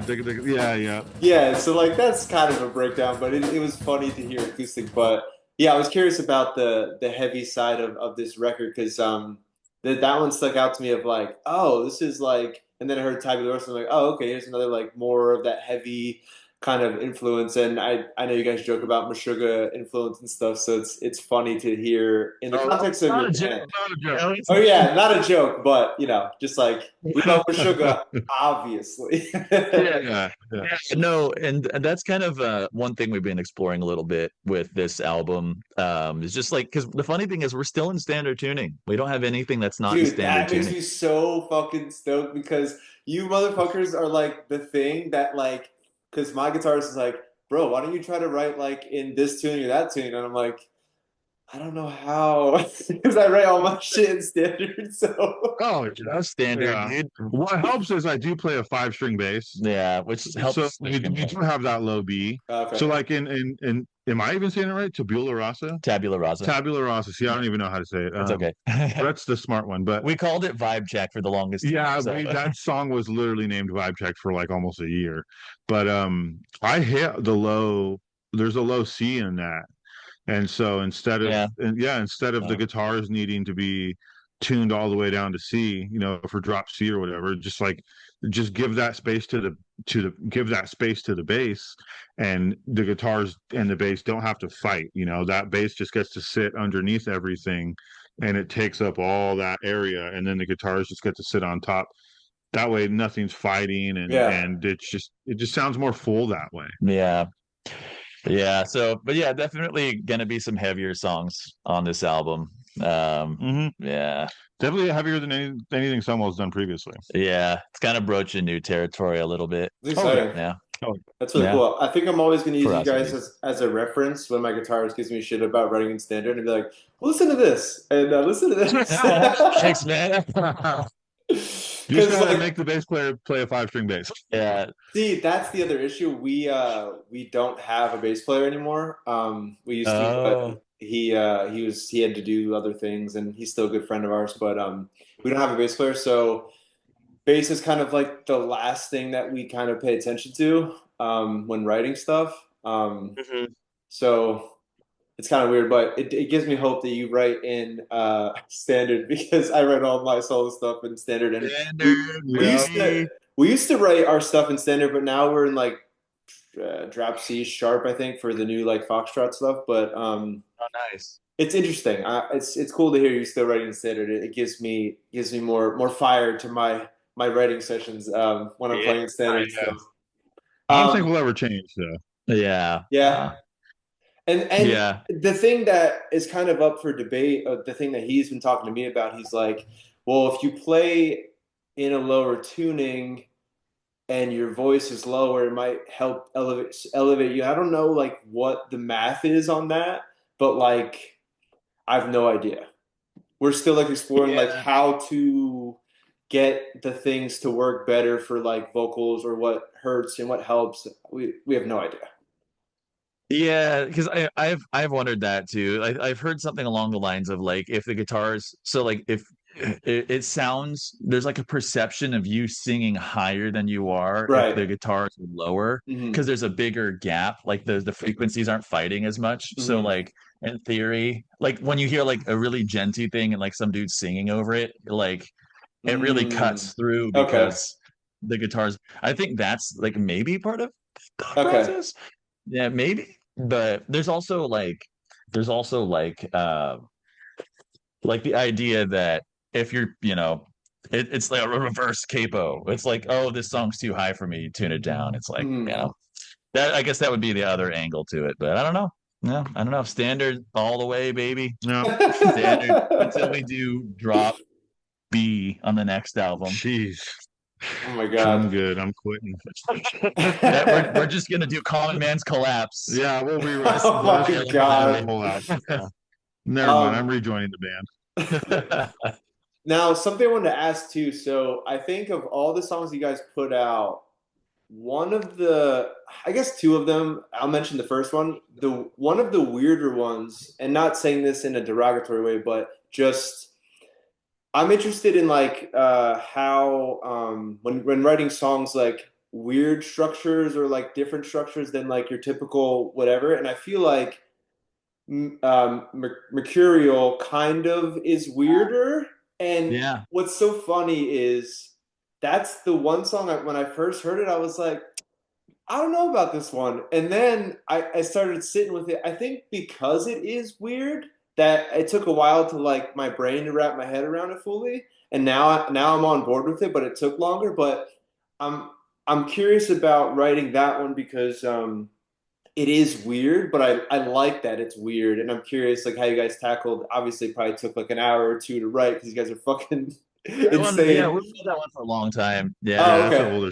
Yeah, but and what's interesting is that so my approach to writing a song, like just structuring it out, a lot of like even before like Zach and I will bring it together, I think of a song in terms of energy level. I know this Okay. is about to get really woo-woo here, but like I think of it in terms of energy level. Where's the energy going?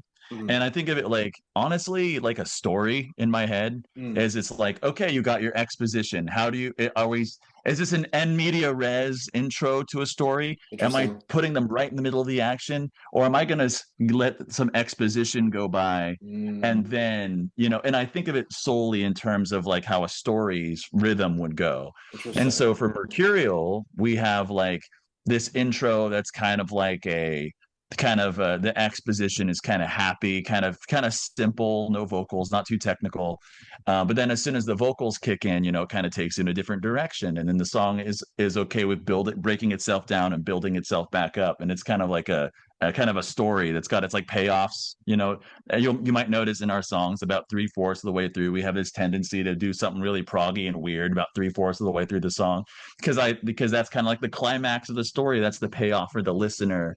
And I Yeah. think of everything in terms of like up, down, up, down, up, down, Okay. and like a line. And I do remember very specifically for Mercurial, that was a really, like we were talking about earlier, is there anything when we're kind of writing a song, it's like, oh, we want to hit this or like this metric or whatever. Mm. I do remember for Mercurial when we were writing it, or I guess working on it, because you had most of it written already.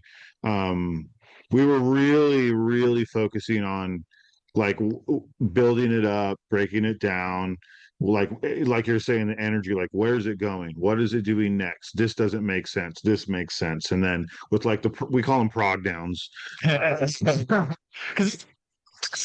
yeah, it's almost a breakdown, but Yeah, it's got the dun dun dun dun dun. yeah, but we're very focused on making sure that was kind of more of a ride. Yeah, that's kind of how we think of everything, is like it's like a ride. Like, where are we taking you? Mm-hmm. It also helps. Brett was using a bunch of fancy words, not really, but Brett writes like you're writing a book. Yeah. And Brett's written a bunch of other stuff. So to him, it makes, and he reads a ton. So it makes a lot of sense that he's able to break down a story into all these nice little neat parts. And that way, when he's writing his vocals or writing lyrics, everything kind of really fits because he already has everything storyboarded out. Yeah, well, and yeah, that does help, I think. But also, I think that a lot of these things, the more I get into like, writing or music, or like I'm teaching myself how to draw right now, and that's been fun. Or like, but I'm kind of realizing that like a lot of these art forms, really, at the end of the day, you're kind of doing the same thing. It's like just a different medium. Yeah, exactly. You're making someone else feel a thing. Right. It's just, how am I going to get there? And so with writing, I noticed a lot of similarities. Like, but like the music thing, like telling a story and kind of thinking of it as like a line. That's kind of how I've always thought of it. And the reason why I find it helpful is because like anytime I've listened to a song where a change was really jarring and I was like, really? They went into that riff? It's because the line went the wrong direction at the wrong time. It's like, oh, and then now there's a tempo change, and like it got really exciting out of nowhere, and there was no slope to get to where it needed to go. It was just, so I don't know. That's how I've always looked at it, and how it has always helped us write stuff. Yeah. Yeah, that's really interesting. That's an interesting way to look at it. I guess I never really thought about it that way. I don't even know what my process is. I was trying to write songs before I even knew how to do anything. So like, what I miss the like uncharted roadmap that I used to be on. Yeah. Where like I didn't really know how to do stuff, but my brain was so creative in doing it that it like made no sense, but I could make some cool stuff in a weird way that made no sense, but also made sense. I miss that. Yeah, no, I get it. Because now the curtain's like whatever, and I have more understanding and more skills. And I'm like, fuck. I don't know. I hear you. I don't know. For me, the mysticism's still there for me, because it's like we'll structure the process a little bit, and I have like a framework that I use to kind of look at it. But at the end of the day, like I think when you're in a flow state, it really just kind of feels like it's coming from somewhere else and you don't know where. That's like the best feeling in the world. Like when you're writing something, and it's like, and you write something and you're like, oh, I really like how this sounds. Like, who came up with this? That when you have that feeling, and I'll still get that sometimes, and I think that I'm always chasing that when the muse is with you. I know that's very it sounds like I have to try a lot harder to write than Brett does. You got the muse too. It's with you. It's sometimes different. I think my writing process is a lot different than Brett's, pretty much. Yeah, where I have to think really hard. Like really hard. Oh, you just gotta feel, man. You just gotta let it. You gotta let it flow into you, man. No, I really have to think really hard about what I do want to play and then what I don't want to play, especially with bass. When it comes to bass, with drums, like that's kind of like my main instrument, I would say, and so I don't really have to think too hard. I just kind of do. Yeah, I can feel that.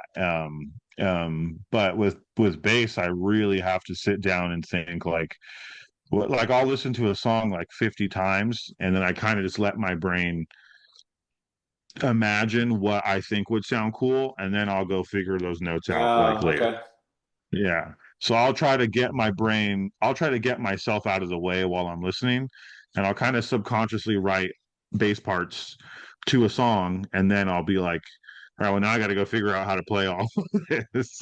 And I have to write everything down. I can't just like come up with stuff on the spot. I really have to write it down and everything. So the bass and the drums are really different, but yeah, I never know what Brett's going to bring to the table, so that's always fun. When you say write it down, do you mean like the math of like the actual like structuring of something, or like the things I are mean, hitting? like literally the notes. Yeah, Oh, he, like tabs, he uses kind of. Guitar Pro. I use guitar. Yeah, I've been using Guitar Pro since I was like 15. So I've been using that Oh, program for almost 20. That's crazy, almost 20 years. wow. And Okay. so my brain, 2 decades yeah, I've been using that program. since before Misery Business came out. Yeah, I know I'm old. And so That's how to judge everything. It's like, when did Misery Business come out? Did that come out before or after? No. That's like Pre MB and post MB. it's not even like BC. before misery business and then after misery business. Yeah. So I use Guitar Pro because I just have like terrible short-term memory. I have terrible memory, long-term memory, and so I need it written down. I have to, or I'm just going to forget. And so, like when I write a lot of the bass stuff, I'll write it down, and then I kind of write in chunks. But like yeah, like you're saying, I have to write it down, or I'm just gonna forget, or I have to I'll do I drive for a living. I drive semi trucks, Mm. and so a lot of the time when I'm just sitting there thinking, playing a song in my head, I'll take my phone out and I'll do like a voice memo of like a bass part, and it sounds terrible, and Yeah. then I'll be like, "What was that thing that I was like trying to mime or whatever?" And then I'll listen to it, and I'm like, "Man, okay, now I got to figure this out." And so then I'll Yeah. sit there and I'll figure it out. But the payoff, though, the on the other side of that, though, is Zach is mega uber crazy precise. Like it's insane how freaking precise he. It's like 100% Guitar Hero anytime he plays anything on expert. It's like, yeah. And I can 100% anything on guitar. I know it's probably why he's so good. Thanks, But Dave. yeah, it's I'm the opposite where like I can like memorize things like music pretty well, but like getting it technically like really solid and super clean, I have to sit there and do that for so long. Whereas he's just like, oh yeah, tab, and like just like yeah, very different in that way. Yeah, very different. I think what's funny is like one thing you guys both mentioned is like when inspiration strikes. Like you mentioned you were on break at work and you had this idea and you went to your car, and then you mentioned how you drive truck and then you're like thinking of stuff in your head. And for me, like I'll be like I think two places where I'm randomly inspired all the time is like in the shower when you can't record anything, you can't do it, and I have to like get out of the shower, grab my phone, go back, like do that, or I'm like, or I'm like at the gym and I'm like awkwardly like. Yeah, I'm trying to leave the quietest voice memo you can make. And then you listen back and like it's so fucking loud at the gym and you can barely hear the voice note. You're like, God damn it. Grunting next to you, and you're just like deadlifting and you can't hear. Oh my God, that's so fucking funny. Some dude's just repping out 225 like it's the college combine, and you're just trying to hum into your phone. And he's just like Oh my smashing God. 225. So, since you guys are filming the video for Tabula Rasa now, I did see this today actually. You guys kind of gave a little excerpt on kind of what that song's about. And from what I gathered on it, you said it's like nature versus nurture. Anything else you want to add to that kind of description for that song that you want to share with the people for what that song's about? yeah. Oh, how much of the album concept should I give away? I would say like 40% of it. Okay. So 8%. the album's about Kermit the Frog.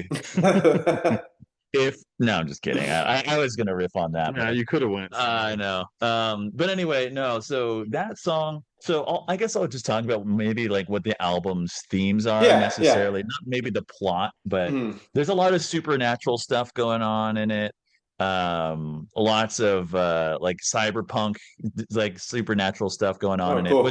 which I tried to use more as an element to explain something else, which is a lot of the so tabula rasa means blank slate, and it's kind of like the idea that it's not a stance that I necessarily agree with. It's more of a concept that Mm, people start as blank slates, and everything that they become is solely because of what shapes them in their environment. mm, So like in nature versus nurture, it's all nurture. You're not born with anything. You're born as a blank slate, and you're only molded by your environment. And so the character in the book that I'm working on and in the album mm, is very much a product of his environment and takes no responsibility for who he is and the mistakes he's made and things like that. It's mostly just a product of his environment, but it's also kind of about a second chance with someone who you really wronged. So mm. it's like a blank slate and two kind of different things. But overall, the album is just kind of about explores a lot of the my favorite cyberpunk question of all time, and I'd argue it is the quintessential cyberpunk question. This goes all the way back to like Neuromancer and Blade Runner, and it's like we have more technology now. Are we happy? No, we're not. Hmm. That's the cyberpunk in a Oh, nutshell. If okay. I was to like one sentence, like that's the consistent thing with a lot of cyberpunk things. And it's not just cyberpunk. There's other things moving around in it too, but that's kind of one of the biggest themes of the album, and kind of what Tabula Rasa touches on a little bit. Like, should it all be given at the push of a button? That kind of thing. It kind of plays with the the kind of world we live in and things. I try not to be too On the nose. preachy. Well, I try not to Oh, be too preachy about it, but it's more just to kind of like open the start, like ask the question. Are we questions. Yeah. happier in this? Mm. Are we getting is this progress? That's a common thing that comes back in the album is like, we're moving, humanity's moving in this direction. We have a lot of Is it really technology. forward? Yeah. Is this, are we happier? Is this progress? Is like you know you can talk Now, about AI all day and Yeah. stuff like that. this is a thought. Now, I don't know the name of the record. I'm not going to ask it, but you did say, "Is this progress?" And you did say you wanted to write a prog rock album. And I think if you wrote prog in all caps, that would be the perfect record name for this album. All right, we're scratching the old name. Yeah. Is this prog? So yeah, that's what the song is mostly about. And there's some pretty specific point, like, things that references in the book and in the greater context of the album. But yeah, that's Now, about as much as I can divulge. with this Sunwell book, now, is there anything you want to share about that, or would that kind of give away the album and you'd rather save it for when the album's out? Oh no, I can give away a little bit. Yeah, I'm working on it. I'm about halfway done.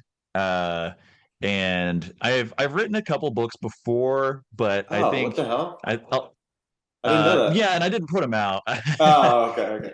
They're full. They're like, one's a novella. It's like 40,000 words. It's like just shy of a novel, and then the other one is novel length. It's like 80 or 90,000 words. And Jesus. but I think that you run into this thing where a lot of people say you got to just get your bad ones out of the way. Mm. Like you'll write tons of books before you actually put one out and show it to people. Same thing with music. So yeah, like music, except this takes like hundreds and hundreds. I guess so does music. Yeah, hundreds. They both do. Yeah, it's Hours. different, but a lot of similarities. Yeah. And so yeah, just been writing that, and it's been a lot of fun. It's because like my personal leanings is like when I write a book, most of the time I'm like more in the fantasy realm. Mm. I really like writing fantasy, but this stuff is not quite that. It's quite a bit weirder. Like and I was really inspired by things like House of Leaves, where it's like it gets really weird and really surreal. And I've been going through this David Lynch phase, so that definitely Mm. does not help. And I've been watching lots of Twin Peaks, and I'm just like, how can I just make this shit weird? Is David Lynch Um, Eraserhead? yeah, Okay. yeah, he did And Lawnmower Eraserhead, Man? Blue Velvet, Was that? Lawnmower Man too, or no? I don't know. I don't know. Okay. I haven't seen that one yet, if so. But I know he did like Mulholland Drive, Inland Empire, Blue Velvet, Twin Peaks, Eraserhead. Yeah, those. Um, but yeah, so that's been fun. As far as what it's about, I think I'll save Yeah. that. I'll Mhm. save that. No, We that's got I think it also it does have to do with the concept, but this is just something Brett is doing. Like this isn't like a Sunwell book. Brett is writing a book oh, okay. that So kind of coincides with some of the the theme of our themes. album, but Okay. it's Brett's book. Yeah. Well, Oh, yeah. It's more or less. It's like I wanted to write something that stands on its own. Like I didn't want it to just be like a companion to the album, Hmm. yeah, you right. know. And that's more what I mean. Yeah. Yeah, I wanted it to be something where even if someone just hates our music, they're just like that band sucks. But Yeah. like, but their book's good, or vice versa. You know, I'd Yeah. be okay with that too. But like, I want them to live on their own Yeah. So the Uh-huh. book is a kind little of bit. like a side quest to the album or vice versa. Like you can kind of go off and get some more or something related, but not necessarily need them to understand both of them separately. Yeah, Mhm. exactly. And the book, because the album's all from the POV of one character in the book, but then the book is not mostly about that character. So they're kind of like different Mm, reflections of the same story, kind of okay. like through different points of view. And yeah, we'll see how it pans out. Yeah. It's been an I'm sure it'll undertaking. be great. Hopefully I can pull it off because That's it's been awesome. a challenge for me. It's been a lot harder to write than anything I've written. I So, couldn't imagine doing it. I just hit the drums. That's yeah, really but cool. yeah, thanks, man. It's been a lot of fun. It's been a good exercise. Dang. Well, I guess Yeah. to kind of wrap up here, I'm super excited for the record. I mean, hearing the songs that you guys have kind of put out, I'm excited with all the stuff you guys are doing. It seems very diverse, is I guess one way to describe it, which is really exciting for a listen. Just as a fan, honestly, it's Thanks, cool to man. see Thank you. the progression and the diversity on these songs and things. So I'm excited to see what the other half or however many songs are waiting in the ether It to gets hear. weirder. Cool, There's a cool. lot of That's songs. This is a pretty long album, dude. It gets weirder. Yeah, it's yeah. like we have like 11 or 12 It's like songs. 11 or 12 songs. And Yeah. then that's not counting like an intro track, a couple interludes. Like we're doing Heck the whole yeah. prog I think thing. it's like 15 songs. Yeah, Technically, there will be 15 15 tracks. tracks. Yeah. Yeah. Heck yeah. That's awesome. It's long. Yeah, that's awesome. So the last thing I just want to touch on, I did see, I think you guys posted at some point, like, I think you mentioned like you guys are sitting on some collaborations with other artists. Is there some more things that you guys are kind of sitting on outside of the thing that we both know about? Yeah. Book of Beart. Yeah. Yeah. Yeah, so Other I than that guess, one? oh, sorry, go ahead. Did you say other than that one? Yeah. Oh, well, let's see. I don't get to collab. I just play instruments, so I don't get to do stuff. You're gonna get a drum solo in no, like, hey, can Zach do like a at 312 in the song? Can you do like an 8 bar drum solo? No, no one's hitting me up to be like, "Will you write bass for one song?" I mostly because I would. People will offer you to join their bands though, Yeah, I don't want to be in your band. which is a step up. Yeah. Which is a step up. It's They're too not asking much. you to collab. They're like, can I share my heart with you? To join my band. I'm okay. But to answer your question, to answer your question, yeah. So we have some really good friends from Seattle. They're in a melodic hardcore band, Pastel Faces. Oh, I've seen you guys post about them. Yeah. I'm on one of their songs. And it was actually really cool because they were like, we want the guitar and vocals in this. Oh, cool. And at first I gave them like I really didn't want to step on anything. I was just like, okay, yeah, I'll just do this one little verse. And they're like, okay, but like, come on, you can do another verse. And I'm like, okay. And then I ended up doing another verse. And then they're like, well, can you do guitar solo at the end? I'm like, yeah, okay. And then Nice, and nice. then it's like I'm on that song a lot, Yeah. which It's I'm cool. really thankful for. It's a really cool song, and I was really it was tight. It's so cool because like there's this one part where like their singer Tony, he sings really high and he's great. So you got Tony who's singing really high, and then you got Jono screaming, and then I sing in there, and then it's like Jono again, and it's like we're like trading. That's cool. That's cool. I haven't heard this, so I'm excited. Very Yeah, cool. I love it. It just feels like we're all just homies, just taking a different verse. It's like, all right, bro, your turn. All right. Yeah, all right. Yeah, just passing the mic It's a around. cipher. Yeah. Yeah, it's a cipher. Yeah. Yeah. So yeah, there was that, and then oh man, there was one more, and I feel like a piece of shit for not remembering. Who was it? There was That is out or is not? that's not out yet.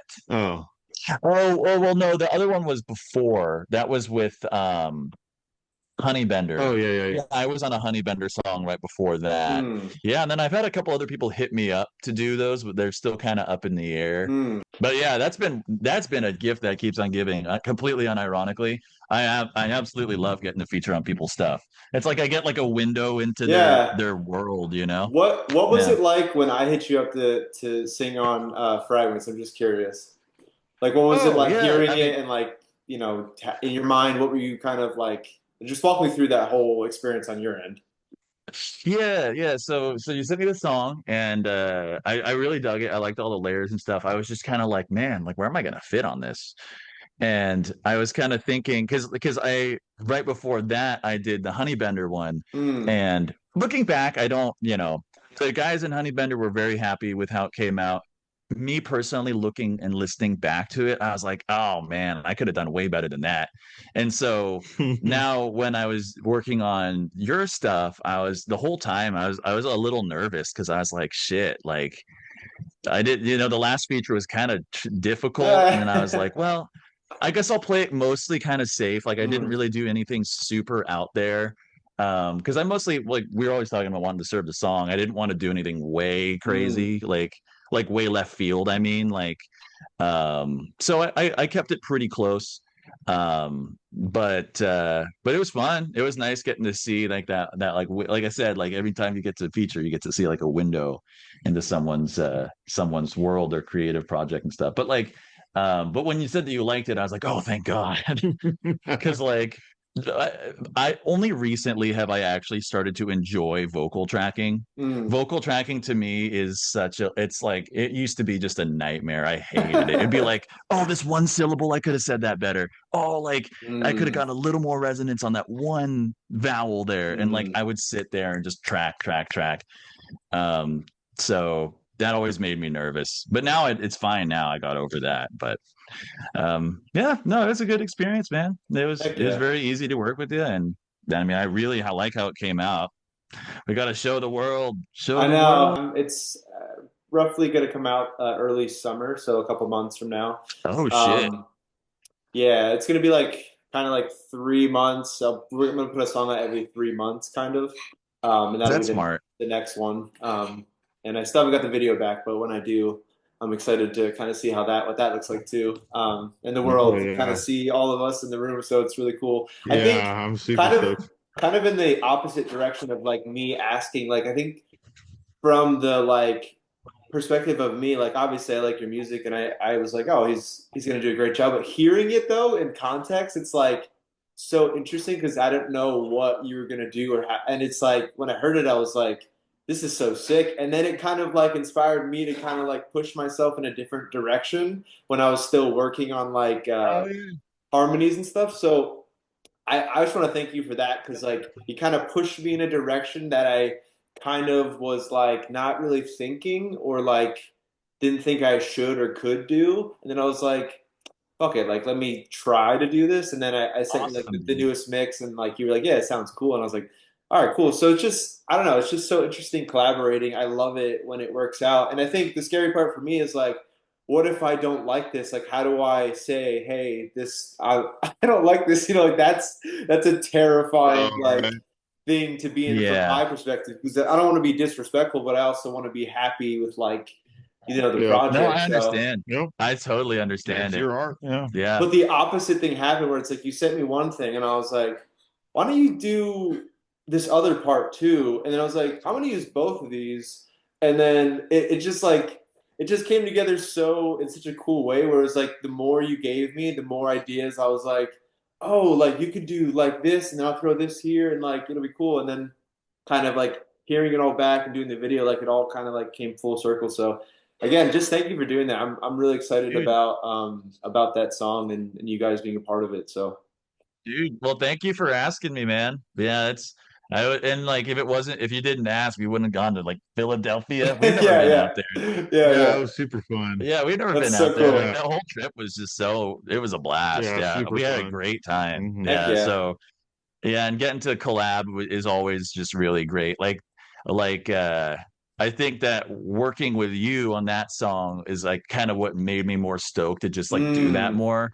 okay. Because again with the Honeybender one, by no fault of their own, they were all great. But like I was just like I sat there and I recorded for so long and I just didn't really dig it, and I wasn't even sure if I want. Yeah. Like I think I straight up told my girlfriend like after this I'm not featuring on anyone else's stuff. Like I straight up Mm, said that. And then you sent me the song, and I was like, okay, well, I guess I could do. And I listened to it, and I was like, okay, I feel like I could probably sing over this. Like, but I just need to figure out where I fit in. And obviously, I ended up doing it, and it was a blast. And yeah. it's kind of gotten me more stoked to work with more people. And yeah, so Heck yeah. That's dude, awesome. I Well, appreciate it too, man. happy to do this. Well, I don't want to take up any more of your guys' time. We got like 45 seconds on the clock. Anything last minute you want to throw in there before it kicks me off? uh, 45 seconds. Um, How much of the B movie can you recite? I've never seen it. I hate sand. I've never seen it. Never mind. Oh, it was Star Wars. Well, thank you for having us. Yeah, of course. We really appreciate it. I can't wait to hear the song when it comes out. Heck No, yeah. I'm stoked. Well, I guess I've heard it already. Yeah, I Technically, can't wait to but- see the video. I'm stoked Yeah. about that. Yeah. Heck yeah. All right, guys. Well, have a good day. Thank you for taking the time out and look forward to all the new music. Thanks, brother. Thanks, dude. See you later. Take it easy, Appreciate man. you.